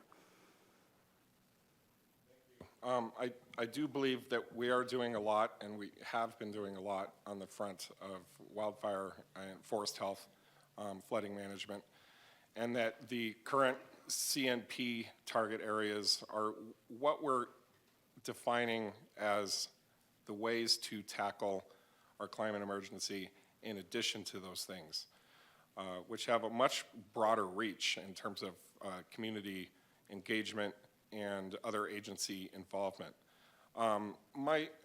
Nicole, I didn't realize you were going to get up and add to this, so why don't you go ahead and say what you'd like to add to that, and then, Mayor, I have an unrelated question before we move on. Great, thank you. Good afternoon, Mayor and Council. Nicole Antonopoulos, Sustainability Director, and thank you so much for that question. It makes me think, in this, I'm dating myself for how long I've been at the city, but back in 2012, we conducted a risk and vulnerability assessment of all operations, service operations that the city has. And guess what? Fire, drought, and flooding were the top 3 areas that we were at highest risk for us to be able to complete our services and provide to the city organization. I think we have an opportunity to have a discussion with with the fire department, Wildland Fire, and Water Services to have a joint conversation with the council of weaving this together and what this looks like. And so we'd be happy to lead that discussion and get everyone at the proverbial table. Because I think what this is hitting, and I hope that this evening or this afternoon's presentation really highlights, and it goes back to that ingredient slide. I think it's perhaps, somewhere over there. But thank you. The ingredients of carbon neutrality really span the entire organization. And so we are at a point, I believe we're at a junction with our work that we need to be able to have that broader conversation of how all these pieces fit together. Thank you. Jenny, my other question is regarding this 3-pager you've put together. Yes. This is great. It's great to see it. I'm wondering if it's ready to go out yet, if you have copies of this, even for distribution to our audience members today. And if this could be something that's available in a cubby up front every Tuesday. Yes. And what are your thoughts on not just showing this to the 7 of us up here, but making sure it's always available? Yes, I was able to distribute a couple to our community members tonight. We plan to distribute it more widely in the future. So yeah, we'll absolutely have it. Someone can have mine if they need it. I know I can get another copy easily. Thanks. Councilmember Harris. Thank you for your presentation. I enjoyed it. I learned a lot. Oftentimes, when people ask questions, they may be a little difficult. People assume that the person asking the question is not supportive of what you're doing. So that's not true in this particular case. So I'm going to ask you a lot of questions, and you all can either answer them now or you can take them back and figure it out and get back to me. And the reason that I'm going to ask them at the dais right now is because I think that other people who may not be sitting here probably have those same questions. And so I'm going to ask them, and I'm just going to kind of fire them off. I love it. Oh. I'm going to fire them off, and I'm sure that it's recorded somewhere, and somebody can go back and look at the questions, okay? Sounds good. So the first question is, what happens if we don't meet our goal by 2030? Don't need to answer it right now, but what happens? So does the world blow up or what? I'm serious. You don't have to answer that right now, but I want you to think about that. So what happens if we don't meet that goal? I'm happy to answer it now if you would like. Oh, go for it. Okay, so, no, the world doesn't blow up, right? And I think what you actually see is throughout the last couple of decades, as we've been calling for climate action, the world has essentially blown through its targets. What happens is that the city needs to readjust, right? And so the city will be asked to readjust and say, this is where the world is, right, on an international basis, on how many emissions are in the air and what sort of climate impacts we have. And this is how we need to adjust. And that will be based on, conversations we're having internationally, but more importantly, on local conversations, right? On what are we seeing today, right? And what are we going to see in the future in terms of fire and flooding and drought? Actually, will be those three main concerns, right? Because we'll get to have those conversations to say, all right, this is where we were. The city of Flagstaff didn't make its targets. Nobody else did either, right? Or maybe only half of the world's cities did, right? Let's be optimistic. Maybe they all did, right? Maybe we all did. But that will be our chance to readjust, to plan for the future. By then, there will be more climate models that say, this is what it's going to look like as the temperature raises, let's say 5 degrees, right? This is when we think the ponderosas are going to go, right? It's not a great scenario, but this is also how we have strengthened our community in the last decade, right? Those are the conversations I prefer to have. This is how we have strengthened our neighborhoods to be able to respond to these threats. We have resilience hubs all over the place now, right? Maybe those are the conversations we're having in 2030 that says we know where folks need to go if the power goes out or if they need to get away from the smoke. So it'll be very local. It'll be very based on kind of the conditions at hand in terms of both the bad side, but again, also the good side. And how do we tell that story, right? And how do we really think about our community assets in that way that we have been working to build from now until then, basically. Good, thank you. Of course. Okay, so next question. How are you working with NAPTA to ensure that everyone has access to public transportation? If you're asking folks to not use their cars, how are you working with NAPTA to make sure that they are getting to everyone that needs to to get transportation somewhere? Don't answer that now, because that could be another whole, and I'm going to be really, I guess, conscious of my colleagues, and I don't want to keep everybody here all night. All right. Because we could probably talk about this for forever. That's okay? true. And we love NAPTA, so, and we try to support them in everything that Okay. they do. All right, and is there a charge for charging at the public charging stations? Because you mentioned that. So are we just doing that for free, or we're going to charge? And again, that's a question for you to think about and answer. And then how are we ensuring that the information regarding these funding programs that you mentioned, how are we ensuring that that information is getting to the people who need it, the folks that are not sitting here tonight, people that do not have access to the internet, people who are not watching this online, but we know that they need these resources. So how are we ensuring that that information is getting to them? And again, you don't have to answer. Can I? But, well, you can, go ahead. Okay, because this will allow me to give a shout out to Jenna, who ran our flood-proof resilience program. So that program is to help folks buy materials to flood-proof their homes. Jenna went door to door in all of our neighborhoods that are experiencing flooding to hand out information about that program in English and Spanish. She also held, I think, countless open houses and tried to really get it out there. We haven't gotten that good in all of our programming, right? But that program is one area where Jenna really went above and beyond. So thank you, Jenna, because that's what it's going to take, right? We know that that's what's going to take.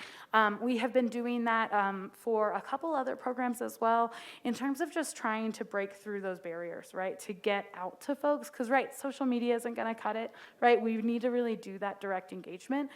We are looking to engage with community groups to help us do this, to help us talk about the next round of flood resilience grants. We actually are really excited to work with community members to help us get that word out, because we know that a lot of times it is going to just take going to door or showing up in the grocery store of the neighborhoods that we want to be in, and we're excited about that. Part of that work is also why we bring in our AmeriCorps members, right? Because they're here to really do that kind of direct work that's focused on, the VISTA program is focused on folks living in poverty, right? And so how do we get that out there? So thank you. Thank you. Okay, and so, well, I guess my last question is that we have adopted two emergencies, a housing emergency and the climate emergency. We've adopted both of those. So how does what you're doing in climate get us more affordable housing? And that may be a longer question. I think because some of the things that we're asking people to do who are building in our community makes it more expensive. So how does that get us to more affordable housing? I'm not talking about market housing. I'm talking about affordable housing. So, Thank you, Councilwoman. and that's the end of my questions. Thank you. I'm happy to start, and I actually think it probably makes sense for us to have a much longer conversation about it because it's something that comes up a lot. We also love our friends in housing. We had a really cool climate resilience event this summer, actually, where housing came in and talked about this and talked about how housing and sustainability's goals are so aligned and so together. To your question about, increased costs from housing, that we acknowledge is a completely real concern. What we want to help kind of the market to think about, as well as figure out how we can incentivize, is that, sustainable housing is actually cheaper over the long term, right? But it might not necessarily be cheaper up front. And so how do we think about lowering those costs up front through incentives, right? To help actually bring down those costs so that then folks, when they have a more efficient house and they have lower utility bills, that they didn't have an upfront barrier to get into that house in the beginning, right? We also work a lot on density, right? And neighborhoods that, are kind of complete neighborhoods. And adding more housing in Flagstaff is a goal that housing and sustainability we could go on all day about how that's good for all of us, right? And how increased density will house more folks in town and also be incredibly good for for both of our goals. One specific thing, and I can shout out Genevieve, who we launched our ADU survey today. So ADUs are one example of if we can get more accessory dwelling units in backyards, right? So these might be like casitas, right? If we can get more of those in backyards, that not only increases our housing supply, but also means that we've got folks who now can live in neighborhoods that they couldn't access before, right? That they have easy bus access, right? Or that they have a pretty short commute downtown, easing traffic for everybody, or that their kids can walk to school. So what we're trying to do there is learn more about our neighborhoods, learn more about folks and what the barriers are to doing things like that, right? That add housing Also add small housing, right? Also add housing maybe for somebody's parents who might want to come live with them. So we have a lot of collaborations there, and I agree that hopefully it can be a longer conversation for another day. Yeah, because I don't think it's just as simple as all of that, but you all can figure that Agreed. out. I just want the question out there, and I want us to be thinking about that because this is serious, and I know you all know it. But we have to ask the tough, hard questions so that we can meet our goals. And if we're not asking those tough and hard questions, then we're not serious about this. So, That's right. thank you. Thank you for the hard questions. Councilmember Sweet. Thank you, Mayor. I wanted to show appreciation. You listened to what we requested, and at first glance, I think it's great. Thank you. And I'm excited about the ADU conversation. I had a house that had an ADU in the back, and I can tell you it was beneficial for not only the renter, but for me as well. So looking forward to that survey result. And also, thank you for addressing the fleet electrification and the concerns surrounding that. I appreciate it. Thank you. All right, I have a couple of questions. With the incentives for those who are flood impacted, you said that that the money can go toward making their home more resilient, against flooding. Could it also go toward purchasing flood insurance? Okay, no, No. it cannot. So it really is just for those materials. And Jenna, do you want to maybe add a little bit there? Thank you. Thank you for the question. So this funding is some federal funding that we worked with Stormwater on, so shout out to Stormwater too, which we didn't get to mention earlier. But we have worked with the experts on that side to kind of identify some of the materials that are best for what we call dry flood proofing, so preventing water from coming into your home. So these are some barriers that can be either kind of installed on your doors or windows. Some are larger barriers that go kind of outside your home to maybe block off a whole side of your home. And there's also some sealants for like concrete slab foundations to be able to seal that off.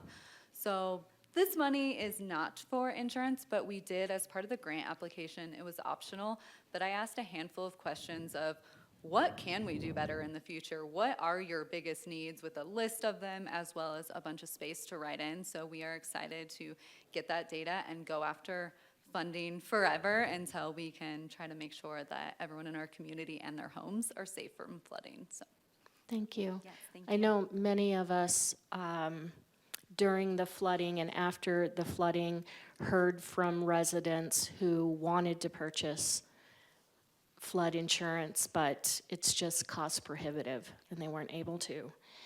Along the lines of not just flooding, but any of the activities that you're doing during and after the flood events, several of us went door to door handing out information, and I think probably several council members, myself included, would be willing to go door to door with materials about carbon neutrality and what's available through the city. So I just throw that out there.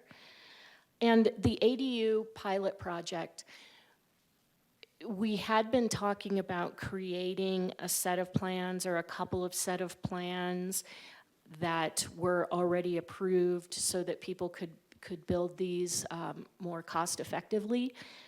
What exactly is involved in your pilot project? Hey, Mayor Daggett, Genevieve Pair 3 here. So we did discuss that. So just to recap this ADU pilot project, we do have a lot of internal partners involved. So it's sustainability, but also planning, housing, and building, I believe. So quite a bit of city staff. We met a bunch of times, kind of discussed this idea of model plans and what are the barriers to ADU construction. But with the rapidly rising costs of construction, labor, we really felt like we needed a better sense of what the barriers actually are before we move forward with a pilot program for model plans. That definitely still is on the table. It's actually a question in the survey about if folks who have built an ADU, if that would have been helpful for them, or people who might be interested, if that would be helpful for them. But we really felt like we needed just a better understanding of some of the barriers. So that survey targets folks who have built an ADU. There's quite a few questions, so I hope they get through all of them because it'll be really helpful for us. But also people who might be interested.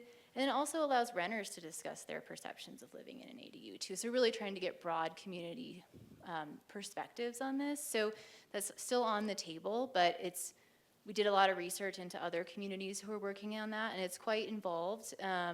And could be very beneficial, but it targets specifically detached ADUs. It doesn't target integral or attached ADUs. So we kind of just, before we really jumped into that, wanted to get some better data. So we'll definitely present those results to you when we're ready. The survey is going to be open for about 3 weeks, but we're also reaching out to contractors and designers. So once we have a better idea of how that works, we'll definitely get back to you and let you know next steps. Thank you. And is the survey available on the city's website? Mm-hmm. Yes, it's on the Flagstaff Community Forum. It went live yesterday, and an announcement went out this morning, and it'll be on social media, so hopefully we'll get a lot of press about it, but feel free to share it with your networks. The greater the response rate, the better. Thank you. Yeah, thank you. All right, I don't see any other questions or comments from council, so I'm going to take public comment. First, we have Jill Stevenson.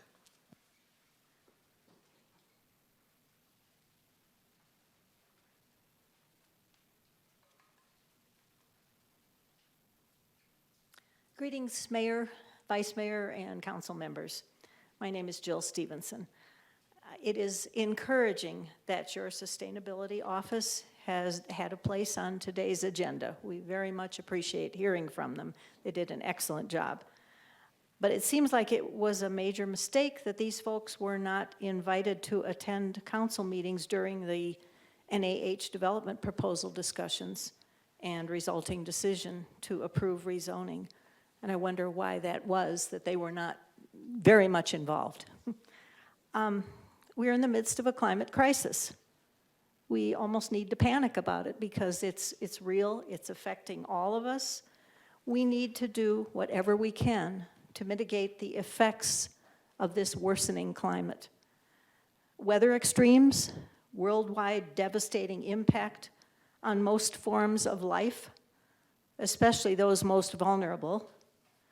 Numerous species headed towards extinction, world suffering, and loss of life. These climate-driven effects are steadily and rapidly worsening. Just because we don't see a lot of them here doesn't mean they aren't happening and aren't going to affect us. You as council members have power in dealing with local issues. Thank you for taking some positive action towards making bicycling and other modes of transportation safer. The more people using pedal and foot power and electric-powered alternatives, the less greenhouse gases emitted into the air that we breathe. Please remember your stated goal of carbon neutrality by 2030 in every decision that you make. Please do what is right for the health and well-being of Flagstaff residents. Thank you. Thank you. Dee Hoagland.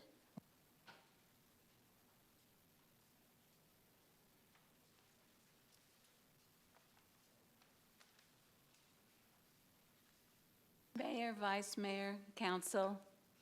First, I'd like to recognize the efforts of the City and Sustainability Department for how much work they have accomplished with regard to mitigating climate change. It was an excellent presentation, and I really appreciate you guys. I know I've said this before here, but it does bear repeating. According to the latest IPCC report, radical changes are required on a systemic level, and every available measure needs to be undertaken to have the chance of keeping global warming below 1.5 degrees, and that's a quote. The IPCC, which is the Intergovernmental Panel on Climate Change, a part of the United Nations, also continues to state the world must rapidly shift away from burning fossil fuels. I respectfully recommend a prompt implementation of your carbon neutrality plan, including transitioning to electric vehicles and promoting alternative modes of transportation to help achieve carbon neutrality by 2030. Thank you so much for your kind attention and action on this. Thank you. Andy Fernandez.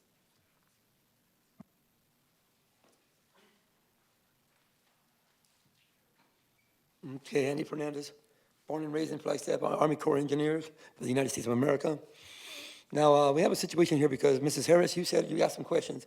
You have the answers. You should just go look at my, the minutes from 1999 to 2000 when they addressed affordable housing.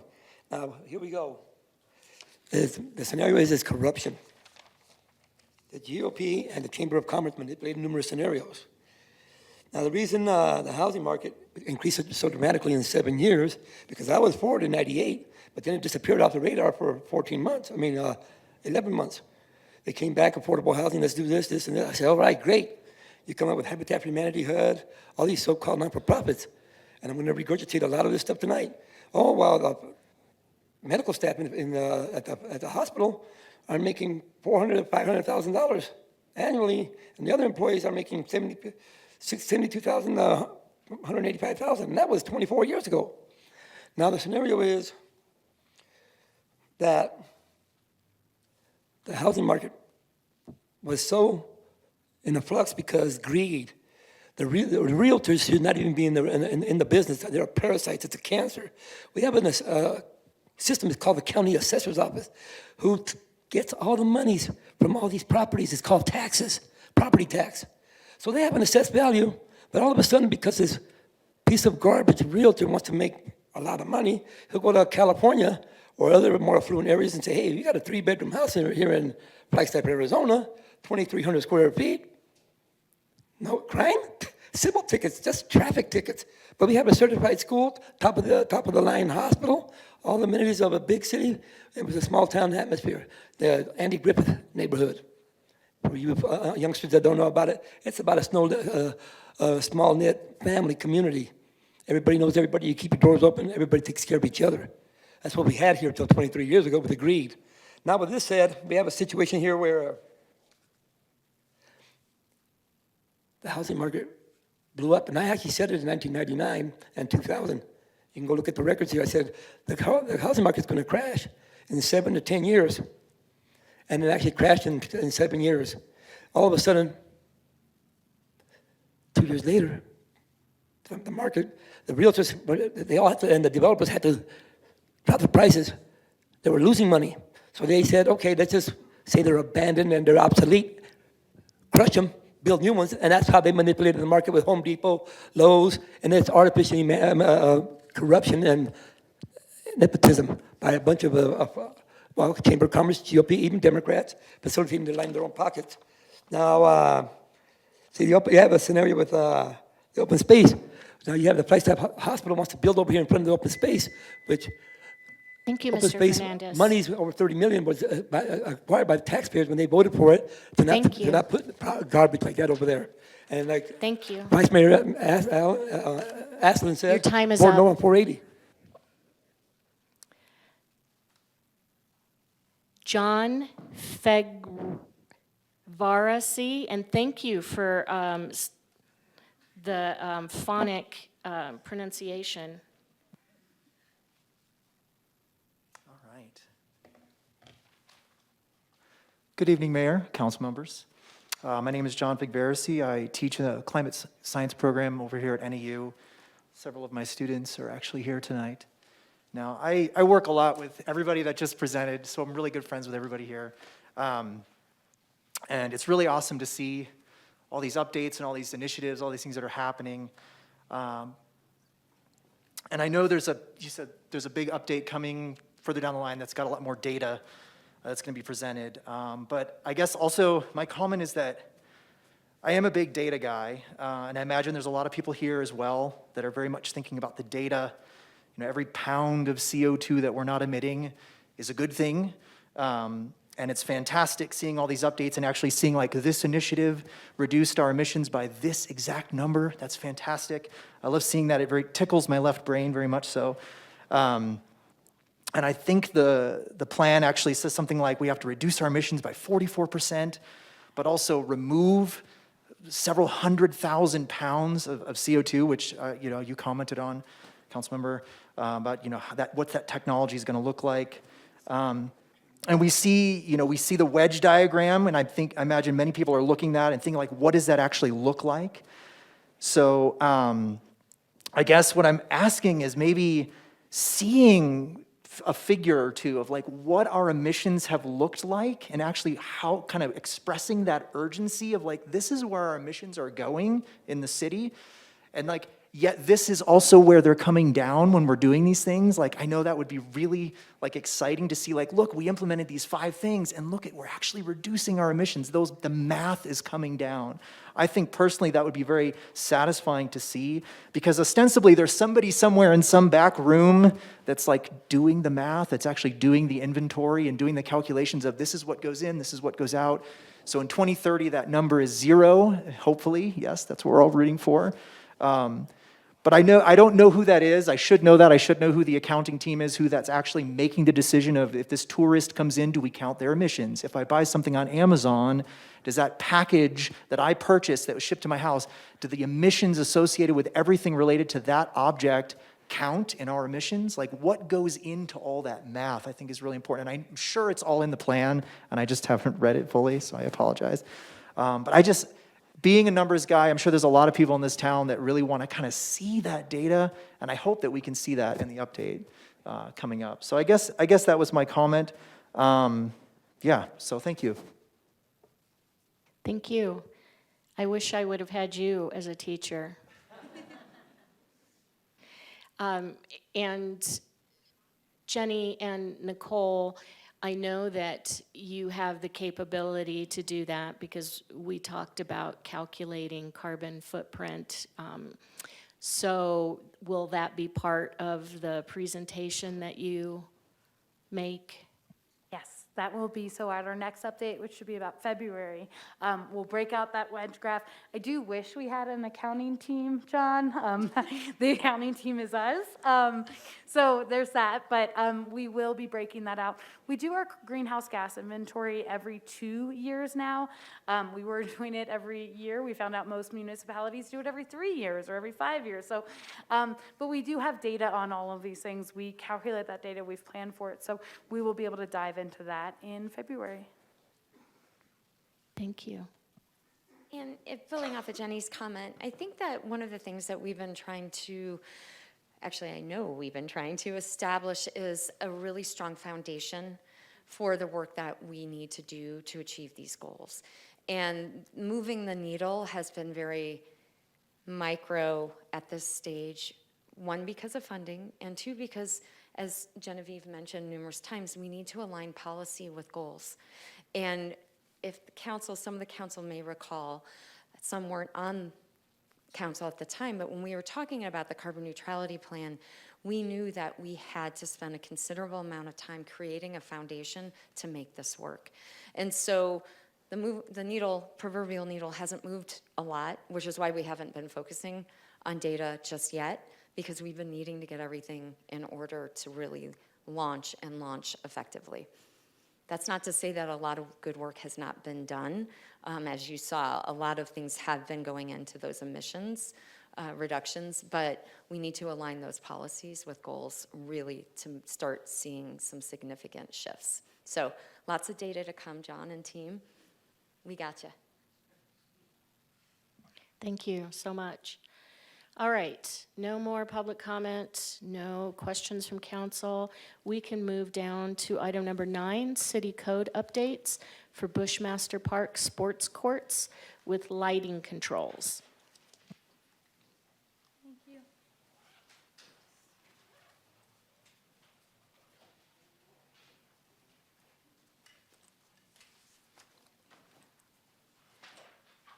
Do you have any idea how hard it is to follow that act? Okay.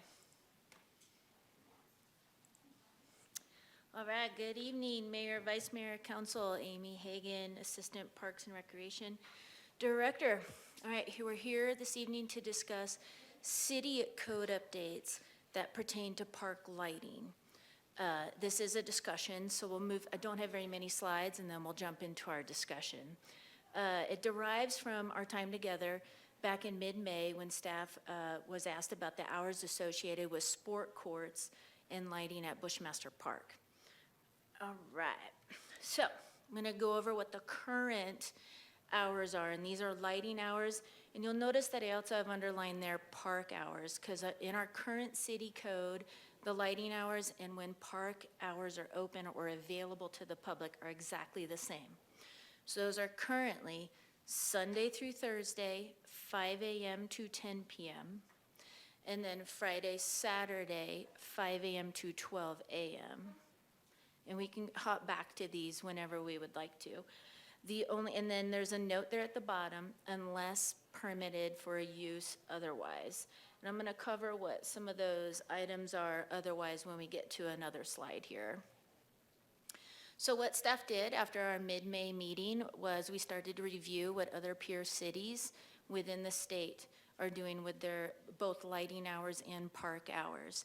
We reviewed some examples up there: Sedona, Prescott Valley, Prescott, Tempe, Scottsdale, Surprise, Fountain Hills, Mesa, and Goodyear were just a few of them. Naturally, many cities tend to mimic each other, and then there are a few outliers, but from a staff lens, consistency was going to be a very important piece of this. In addition to this research, staff considered some equity considerations, because in mid-May we were talking about just sport courts at Bushmaster Park, but we also have sport courts at Thorpe Park. Those are 4 tennis courts there. And I do want to note something that is different for us as staff. We have these sport courts, which tend to be racket sports or ball sports. Then we have our ball fields. Those are different. So we do have Little League fields that are for our user groups with our both Little Leagues, both boys Little League and girls softball. Those are at Continental Park, Joel Montalvo Park, and Mark Grace Field that's within Arroyo Park. Then we have our Thorpe softball complex that is a part of our adult athletic programming. So I do want the council to note that these items are outside of that. We're just talking about sport court lighting, not ball field lighting, because all of that is underneath a permit, whether with that user group or within ourselves for our athletic programming. Can I stop you there for just a second? Always. So at Thorpe Park, the lights are on for the hours that you indicated in the previous slide. Correct, yes. So then let's move on to staff suggestions. So staff suggested hours for both lighting on these sport courts and just in general park use hours would be, let's be again consistent, Sunday through Saturday, sunrise to 10 p.m. We all know sunrise will vary depending on the season, but that would be a sunrise to 10 p.m. And again, still with that caveat of unless permitted for a use otherwise. Let's discuss. My next question was going to be, when do we get to discuss this? So this is good. Third slide. You're welcome. We'll go back to this one because this is the staff suggestion, and I can go back to what the current city code hours are too, if desirable. Council, do you have questions, comments? Sure. Vice Mayor? Yeah, maybe I'll excuse me. Maybe I'll start off our discussion with having you remind us what the general consensus was at the beginning of the summer when we originally discussed pickleball at Bushmaster Park. My recollection is that we were amenable to putting those courts in, but maybe not lighting the areas as one of the compromise measures. I don't know if that's where things finally fell in terms of council direction, majority direction. But please, to the best of your ability, if you could review with us what was discussed, if not decided, at the beginning of the conversation around approving pickleball courts at Bushmaster. Of course, happy to, Vice Mayor. So in that discussion on May 16th, we did go back and forth because lighting exists today on the 2 tennis courts and the 2 basketball courts that are currently dual striped for 8 pickleball courts. So for the new proposed 8 pickleball courts, the decision at the end of that evening was to continue it with lighting on those new courts as well, since lighting exists today on the sport courts at that location. That then created the discussion of, do we have the appropriate hours of when lights can be on at any sport court location? Okay, thank you for that review. You know, because there's so much sensitivity around the noise and the disruption that pickleball can create at large levels and large volumes in this close-knit community, I will just say right off the bat, I am amenable to considering lesser hours of operation. This is also, you know, it coincides with my zeitgeist around dark skies preservation and maybe Flagstaff, you know, being less friendly to nighttime outdoor sports activities than other communities who don't have that kind of consideration. It's really not what we're talking about, but it's synergistic with that ethos. And unless I'm hearing from our pros staff that there is a particular compunction or urgency around making sure that lighting does stay on later, and if that is your recommendation, I invite you to articulate it very strongly. But I don't think I'm hearing that right now. And if that's not the case, then I think we should throw this olive branch out to the residents around Bushmaster Park, because I could see how pickleball use late into the night is even more disruptive and more unfair than what we're already introducing with moving forward with additional pickleball facilities in that neighborhood.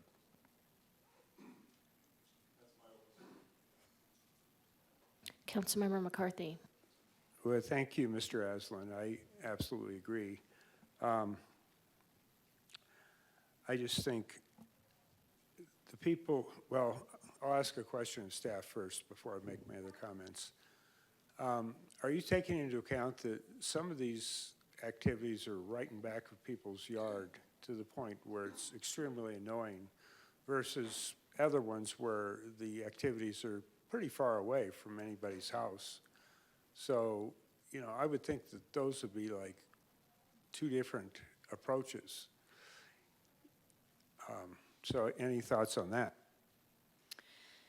Again, we reviewed what other municipalities are doing within the state. Majority are at sunrise to 10 p.m. for both sport court lighting and for just in general park use. I do think our sport courts in Thorpe Park, although they are tennis courts, they're very close to residences too. So it's not a foreign concept compared to these courts at Bushmaster Park. And in speaking with user groups, many of them express that they are not playing late into the evening, but I do think that there is some misuse at both park locations with the lighting from non-sport users rather than just wanting the lighting to come on to enjoy other parts of the park, which is why I think an important piece of this is that this includes sport court lighting plus just in general park hours. Okay, I appreciate that.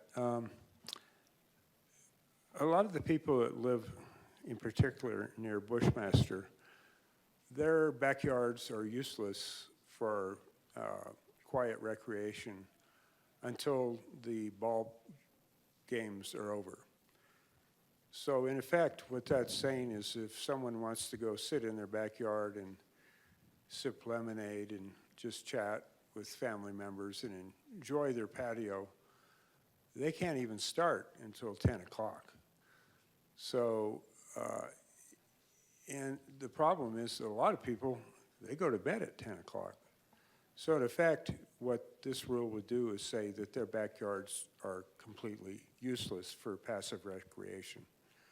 So I would definitely support a much earlier limit on lighting, and which in effect is determines how much noise is created. So that's where I'm at. I'm sort of where Mr. Aslan is, but I'm thinking about like 8 o'clock or something, but whatever.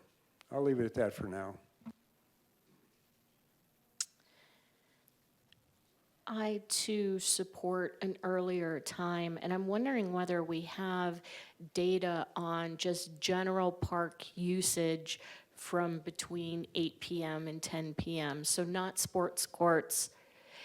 And my thinking is, and I know this throws a wrench into it, but could there be a later time for just general park usage and sport courts lighting going off before that? Mayor, there could be. The staff suggestion is in an effort for consistency. It does make it easier on those that enforce the rules in the parks, which currently does rely on our police department. But again, this is a discussion and we're open to any ideas. This was just the staff's suggestion. Vice Mayor. Just in terms of the concept of consistency, I'm having a hard time with that because, as you pointed out, the sun sets at variable times throughout the year. To me, it makes more sense to maybe couple what we're doing to a formula of when the sun sets. So that what's consistent is that an hour after the sun sets, the lights are off. But that's just where my default thinking is on the subject. I do think it's weird that if we just set 9 p.m. and it's 8:45 in the middle of July, and it's time to shut the park down, and you still got families out barbecuing, playing on all that playground equipment, finally cooling off after a hot day. That seems a little weird. Keeping it open till 9 p.m. when it's October and it's been dark for 4 hours also seems burdensome to local neighbors. So it may be more difficult for police and for enforcement or management, but it seems to make more sense. And thank you for letting me add that comment to that, piggybacking on what you're already saying. Councilmember Harris, then Councilmember McCarthy. I do think that we need to be considerate of the other staff who have the job of enforcing. I'm just kind of wondering how will if I'm a police officer and I go to the park, and if I wasn't paying attention to when sun went down, and I have to look at my watch and say, okay, did the sun go down at 7 o'clock and it's 8 o'clock now, or did the sun go down at 8 o'clock and now it's 10 o'clock or 9 o'clock? I think it's just gets way too confusing. I would much rather us set a time from this time to this time and then just be done with it. But that's my opinion, so. Thank you, Mayor. I would like to talk to this issue of being consistent with other cities. I will say that in my long lifetime, I've lived in Tucson, I've lived in Tempe, and I've lived in Phoenix, and obviously I've lived in Flagstaff for over 2 decades now. I will tell you that in all those other cities, we didn't have any rules on outdoor lighting. No one cared about dark skies. But this city, we took the leadership role and we said, we're gonna implement dark skies and respect that here. And I can tell you, there's astronomers in those other cities too. Kitt Peak is pretty close to Tucson as an example. So I don't think it's that important that we follow the lead of the Tempes and the Phoenixes and the Tucsons. I think we should make our own determination based on the needs of our citizens. And I'm thinking of 8 o'clock is a good time. Councilmember Sweet. Thank you. So my thought aligns with Councilmember Harris that to ease a lot of the efforts that need to go in with keeping the time, that we should be consistent. And I like the Monday through Sunday or the Sunday through Saturday. I think when I was out there with you, we were talking and my comfort zone was 9 PM. So, I'm okay with adjusting to 8. I'm okay with going to 9. I do feel that 10 might be a little late for our community. Thank you. Are the lights programmed at each individual park, or is there a central programming? The lights on the sport courts are at each individual park. They're on a 1-hour timer. So whatever time frame we choose through our discussion tonight, obviously if you were to turn it on at, say we choose 9 PM, you turn it on at 8:15, they're gonna go off at 9 PM. So they're not on a timer where they come on, someone is manually They're all manual, yes. turning those on? Yes. Okay. And as we're replacing lights, are we talking about doing something that's timed where it just goes off at 9 every night and comes on? They are on a timer, Mayor, so that they're not enabled to go on, illuminate beyond the current time, so those current hours, so that 10 PM right now, Sunday through Thursday, or midnight, Friday, Saturday. And the same would occur with whatever we come to a resolution on tonight. So they could not be illuminated beyond that stop time. And then they would not come on in the early morning hours before the sun were to rise. Okay. So I'm hearing, I too think that it should be uniform. And I could go with 8 or 9. So I'm hearing flexibility there. I think we all would like to see earlier than 10. Yes, Councilmember. Do we have any public input on this? We do.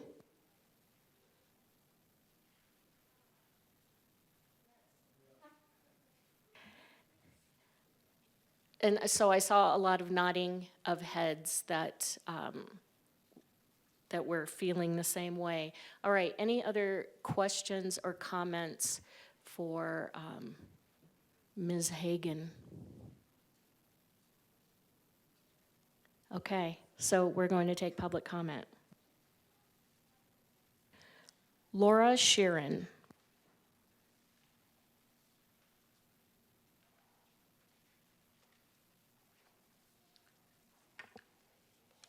Hello, Council. I'm Laura Sharon, a 23-year resident, I guess, of Flagstaff, retired National Park Service. I'm going to start big picture, but I promise I will get to lighting. I want to start with a quote from the Greek philosopher Bion.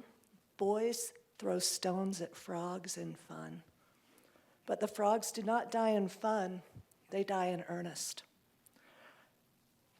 This person spoke this over 2,000 years ago, but I've been thinking about this all summer as I think about pickleball.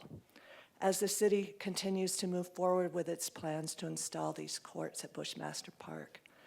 Because at every step we've heard how much fun pickleball is, how healthy, how beneficial for its players, what a great community. And because they mean no harm must be done. But we've also heard from park neighbors and users that harm is done in earnest. Those trees will die in earnest. One more piece of green space will be gone from Bushmaster Park and Flagstaff forever. I'm troubled and discouraged. If you have made up your minds, as it unfortunately appears, I hope you will at least consider the longtime residents of the community who are affected in earnest. School kids with earlier bedtimes, people who work early in the morning, people with no air conditioning, as is what is the case generally in that neighborhood, trying to sleep with people like me. I'm sorry, Councilmember McCarthy, my bedtime's earlier than 10. But people trying to sleep with their windows open as they must in the summer here. I would advocate very deeply for no lights at all. And I will tell you 3 reasons for that. One is it engineers, let's not worry about park hours. Engineer in the hours that people play pickleball. By not having lights, you engineer in an end to pickleball play without changing anything else. It allows peaceful enjoyment for working people. It will change throughout the year as light comes and goes. It will save money. I've heard that it's too expensive to mitigate sound there. Well, this would free up quite a bit of money in maintenance and in just the installation of new lights in the new courts. And third, it would be consistent with our climate action plan not to be installing new lights.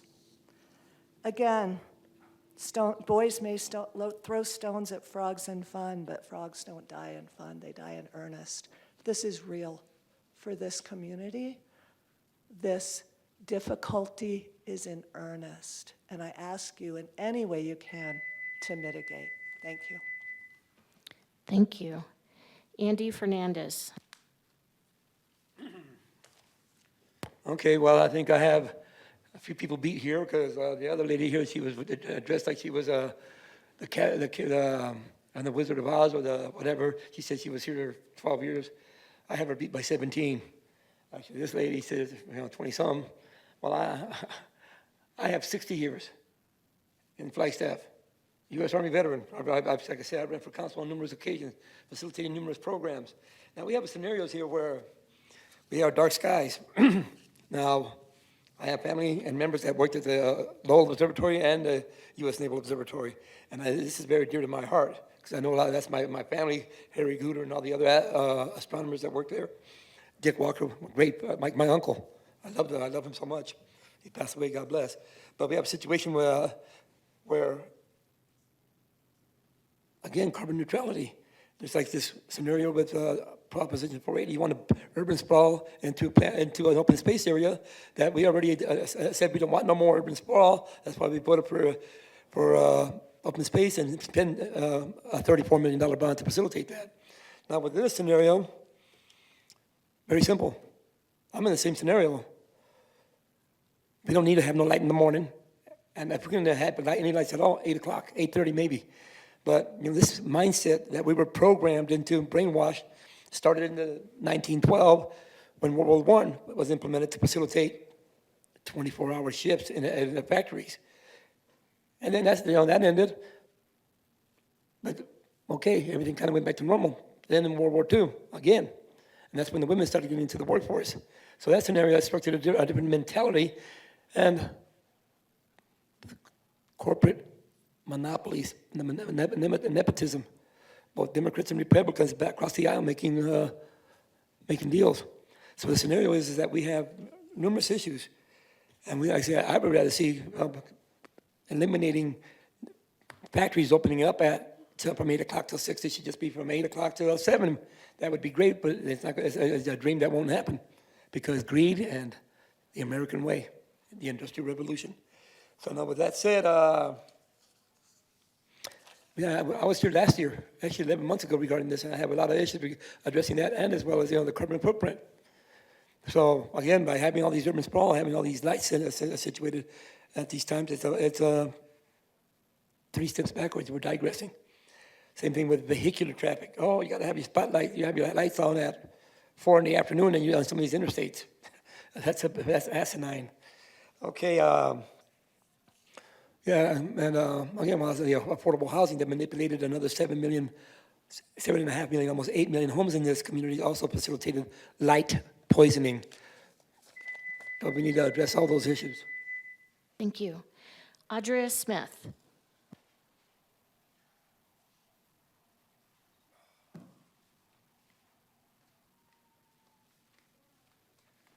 Hi, everyone. Nice to see you. I was not prepared to hear so much positive voice. Thank you for recognizing the problem with lighting. But I'm not good at improvising, but I had some words prepared. And I'll share what's appropriate. And I start by saying, don't you just love our summer evenings in Flagstaff? Our summer weather is well known, anticipated after long winters by locals and coveted by out-of-towners. Don't you just love spending those evenings with your friends and loved ones with meals and drinks, or just enjoying solitary contemplating and the sound of crickets and the fragrance of the pines? My friends and I have always said, why go anywhere else? Stay home in Flagstaff for the summer. And I do. Well, that joy has already been stolen from me, as I told you a couple of weeks ago. I've logged in one quiet evening this summer before my normal bedtime, when pickleball was not being played till 10 p.m. Something about the Labor Day weekend kept them away that Monday evening. I've already begun looking at real estate in New Mexico. I have an appointment with a realtor to talk about the value of my home of 35 years, one that has every bit of my savings and my back invested into it. But I need to do what I can at this point to get a fair market value, because homeowners in other cities who have my issue have seen their property values go down, cursed by pickleball noise and lights and the general invasiveness. And if my value goes down, this may be the point. I hate to think about this, to file a nice lawsuit. I'm sad, though, that 18 to 20 trees will be gone from the heart of this neighborhood. So the decision to turn court lights out in Bushmaster by 10 p.m. is the recommendation by staff, and says it will set an ordinance for Thorpe also and other parks. Staff mentions peer cities who turn court lights out at 10. May I remind you from an earlier presentation I made that one of those peer cities, Prescott, also chose to build their pickleballs, their mecca, way the hell out of town. I still maintain my view that pickleball is an oddity among all sports and should have its own set of rules applied to it. I also maintain that Bushmaster is an extra special park with its adjacent living residents. My vote is for pickleball courts to go out at 8 p.m. Or I like some of these other ideas too, more about our dark sky. This is kind of my compromise. While basketball and tennis go out at 10. I don't care what happens at Thorpe. At some point this summer, the entire park lighting was timed off at 10 p.m., shutting down all activity that used to carry on through the night. Oh. Thanks. Do the right thing. Thank you, Audrea.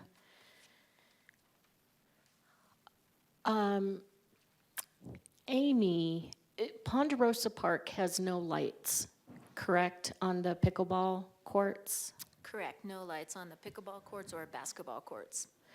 And if I could put you on the spot here to share some of your observations about the difference between the parks, you know, Ponderosa having no lights and other parks having lights. Does Ponderosa get used? Do residents around there feel cheated that they don't have lights, you know, to play basketball and so forth? You know, there's a drastic difference between those two parks specifically. Ponderosa Park is a neighborhood park, and Bushmaster Park is a community park with obviously two large parking lots for more than just the direct neighborhood to go and enjoy amenities and many different amenities at the community level park. Ponderosa Park, you know, it unfortunately has been in a space of disarray since the museum flooding, but the courts are intact. We just had a lovely Suns event there last night. You know, I know a lot of Killip Elementary School kids will use the park, and a lot of the neighborhood kids will use the park for basketball, without a doubt. Don't know what those hours or how they extend into the evening or before the sun sets scenario, since park staff were not out there in the evening hours to know that information. Bushmaster Park and Thorpe Park are a little different for those sport courts, and at Thorpe it's just the tennis that are lighted. Basketball is not lighted at Thorpe Park, but we do see nighttime play at both those locations of basketball, tennis, and pickleball at Bushmaster Park. Thank you. Council? Questions, comments? Vice Mayor? May I? Yeah. I don't know why I turned the mic on to clear my throat. So my thoughts on this have really been receptive to the ongoing conversation that's going on. I'm kind of going back to where I was at the beginning, and when I say at the beginning, I am talking about at the end of May, when I may be wrong about this, but my recollection is that I thought that we just shouldn't have lights at Bushmaster for the new pickleball courts. And if that means we don't have them for basketball and the other activities as well, I think I'd be fine with that. It fits closer to my instinct that a variable time in the evenings throughout the year makes more sense. And it does just sort of naturally take care of itself. You know, I'm not gonna hanker on this for too long, but I do think it would work for us to have a variable schedule. Maybe not by the day, where it's an hour after official sunset, according to the iPhone, and so you shut it off at 7:42. But by the month, the shutdown time in October is this time. In November, it's this time. I don't think that would be too complicated or unwieldy to manage. It's more complicated than not doing that, but I think it's something that could be done. I'm not going to push that strategy because I do at some level agree that it'd be better to be less complicated. I think we should just not put up lights at the Bushmaster pickleball courts. I think that should be a unique consideration only for Bushmaster, and it shouldn't affect what's going on at Thorpe. And that's kind of where I'm at with it. If the consensus isn't along those lines, we definitely have all agreed that 10 p.m. is too late. I think 8 p.m. is too early if we're not varying the time throughout the year. So I think 9 p.m. would be the sweet spot there, but I do prefer just not having lights go on in the evenings at Bushmaster. Amy, could you share your perspective on either not having lights at one park and having different off times depending on season? Absolutely, and you know, a little bit more history too for this council. I want to say 6 years ago, the Parks Department used to turn off sport court lights October 15th and not turn them back on or make them available to be on until April 15th. We started to receive a lot of complaints, especially as our temperatures were changing, and we would have those lovely 70-degree December days where we had community members wanting to play. So it was 5 to 6 years ago that we basically provided to the community, these sport court lights are on all year round, so when you want to go out and play, you can, which seemed like a wonderful idea, and now we're here having this conversation. You know, I from a professional lens, separating two different sport court locations to me would not make sense. And there's residences adjacent to both of them. So I feel that to be consistent and equitable, we would need to, whatever decision we make should be intact at both those locations. So that's at Thorpe Park and Bushmaster Park. The basketball courts at Bushmaster Park, there are only lighted basketball courts in our entire park system. And I do know that we do have youth out there playing at night. That's become evident. We receive a lot of information from our community members, which is some of our only data, unfortunately, for our basketball groups. We do have a lot of tennis players. Typically, I think their preference is to play during the day at all of our tennis locations, but they will have permitted times where they may need courts at night. And that's where this unless permitted for use otherwise really comes into play for all of us in our user groups. I've heard from the pickleball community, they're not the group asking for beyond 10 p.m. or even 10 p.m. I think that they're going to be very malleable and work with the city on this. The 10 p.m. comes from what the majority of peer cities in Arizona are doing. And that's not just at sport court locations in a regional area. These are all of their sport courts, which they obviously have a lot more lighted courts than we do in Flagstaff. And your perspective on changing the time that lights go out depending on the season? For a seasonal change, it's certainly something we can do and accommodate, and I'll also work with enforcement on that too. We also have an opportunity to separate lighting from in general park hours this evening. They don't have to be the same. That's just in an effort for consistency. We can again do whatever we would like to have put into place. That consistency is in effect at all those other peer cities. So that park is only open till 10 p.m. and that's all their parks, plus the ability to have lighting to play specific sports. Going to always be very amenable into what we think is best. So we can certainly, from a maintenance lens and just park overall management, work with a seasonal change if that's what our city council would like to do. What do you think about that? If I put on my police hat, it would be very difficult for me to manage that aspect. But I do have one, I suppose, shining light where this year Parks is funded with a park ranger position. That individual we're currently in recruitment on. Their hours would be Thursday through Monday, 10:30 to 7 p.m. So we would have an individual on park staff out in our park grounds helping to educate. They're not there to enforce, but they're certainly there to help educate, work with the community, and be able to inform us better on what they're seeing in those off hours when we don't have other staff within our park grounds. I think consistency matters. I think it matters for our community too. Matters for all of our colleagues and coworkers and our community. Which is one of the reasons why 5 years ago we went to no longer eliminating the ability to have lights, because someone could be like, oh gosh, what day is it? October 14th, great. Lights are going out tomorrow, kind of thing. So we were seeking some of that consistency then too. Councilmember McCarthy, did you have a comment or a question?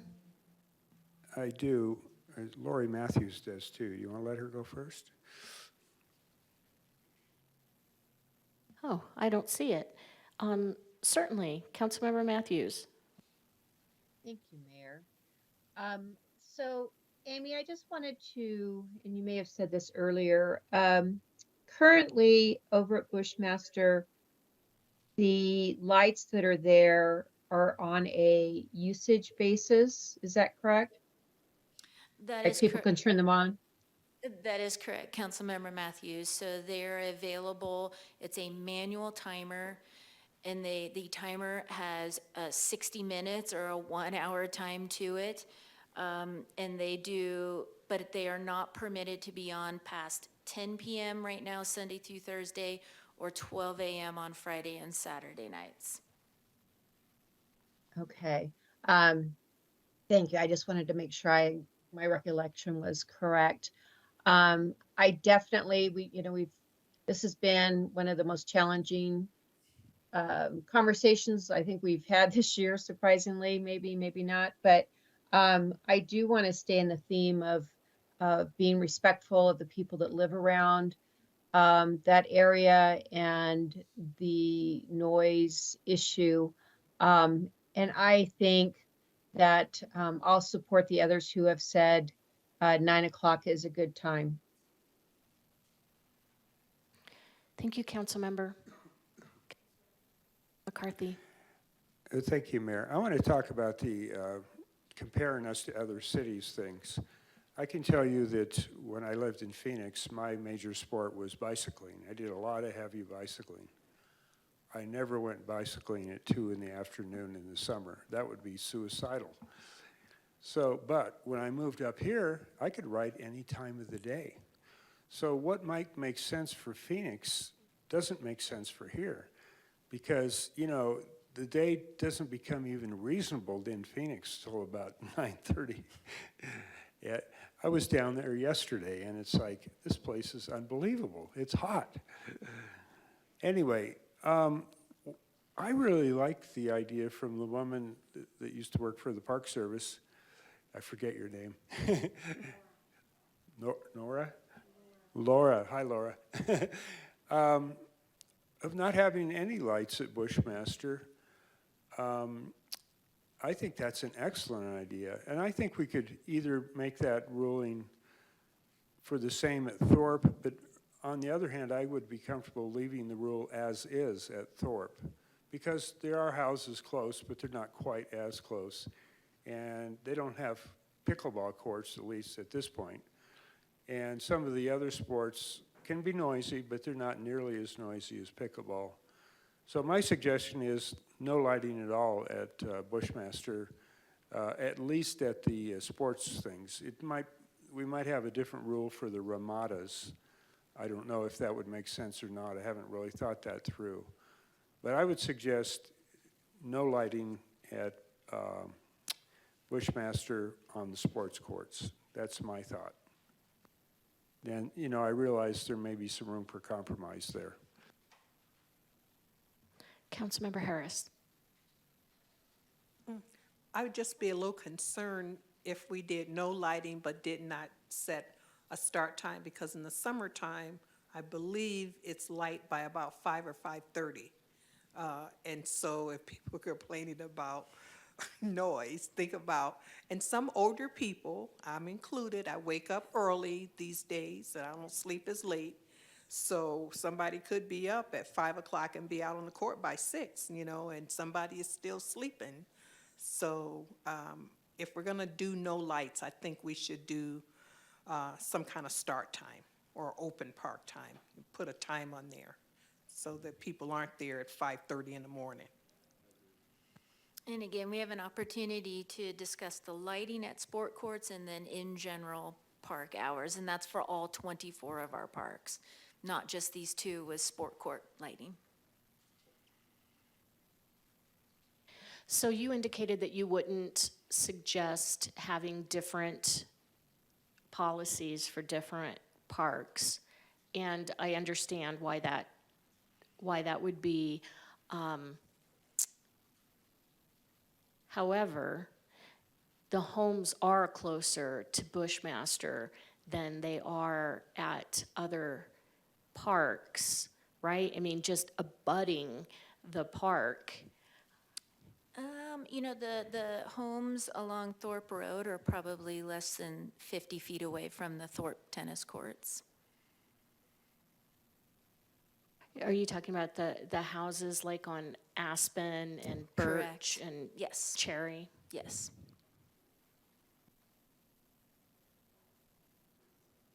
Quick point, I think pickleball is different than these other sports. It's way louder.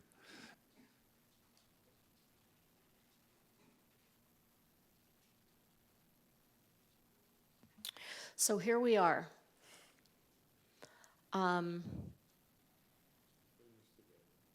Yeah, let's bring it together.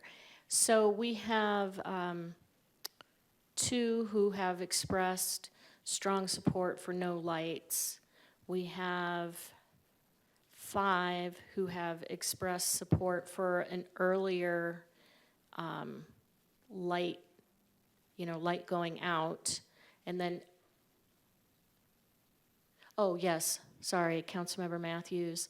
And Councilmember Harris, that was a very good point about if there isn't lighting, that we need to make sure that the hours are communicated to potential users. So you're not looking for, we're not making a decision tonight, we're just kind of giving you our thoughts, because this is a work session. Do you believe that there's any additional information that you could be bringing back to us in terms of lights, no lights, or do you think that we have exhausted the conversation? You know, the existing lights at Bushmaster Park, if I'm not mistaken, have been there since the late 90s on the tennis and basketball courts, which just so happen to be used for pickleball courts too.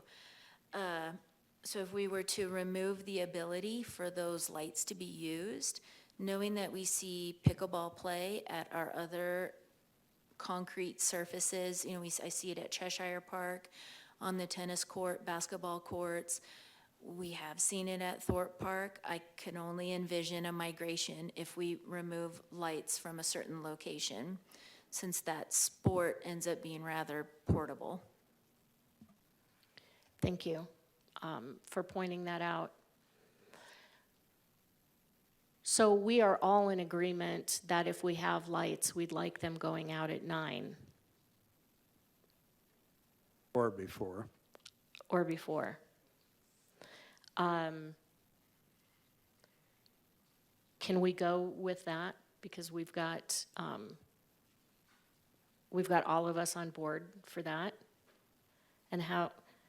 And then would the lights at the park stay on until 9 as well? It would be sport courts and the park?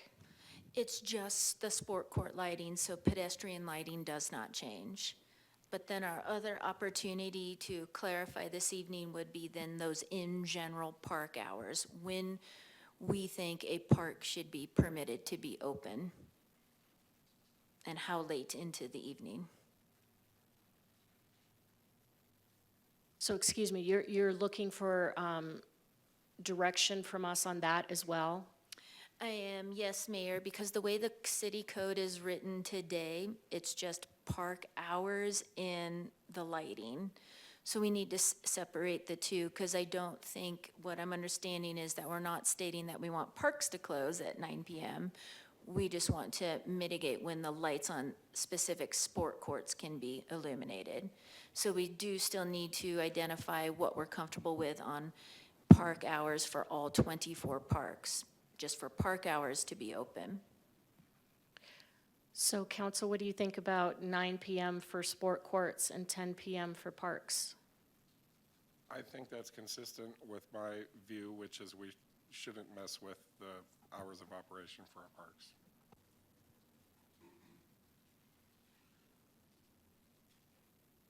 All right. I think we're in agreement.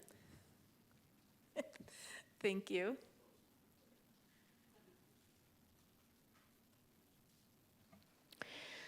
All right, moving down to public participation. I see no public participation. Informational items, 2 from mayor, council, and city manager, future agenda item requests. I'm going to start with Councilmember Matthews. Oh, hold on.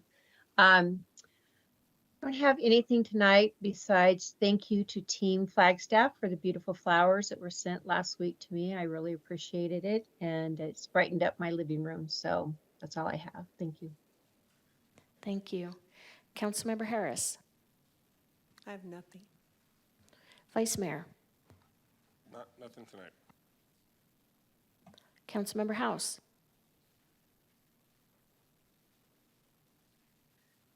Nothing this evening, but thank you for acknowledging that I was able to make it in. I've actually been on the phone for most of the meeting and was just traveling to Tucson, so I apologize for not being there in person. Thank you. We missed you. Thank you. Councilmember Sweet. Thank you. I do want to thank Anya for my flowers that are up here. They're beautiful. And for next week's meeting, I will be attending virtually. Thank you. Thank you. Councilmember McCarthy. Nothing tonight, Mayor. Thank you. And Vice Mayor and myself and Councilmember Sweet will be attending the meeting next week virtually. We will all be at the International Downtown Association Conference. And that is all that I have. City Manager. Nothing from me. Thank you, Mayor.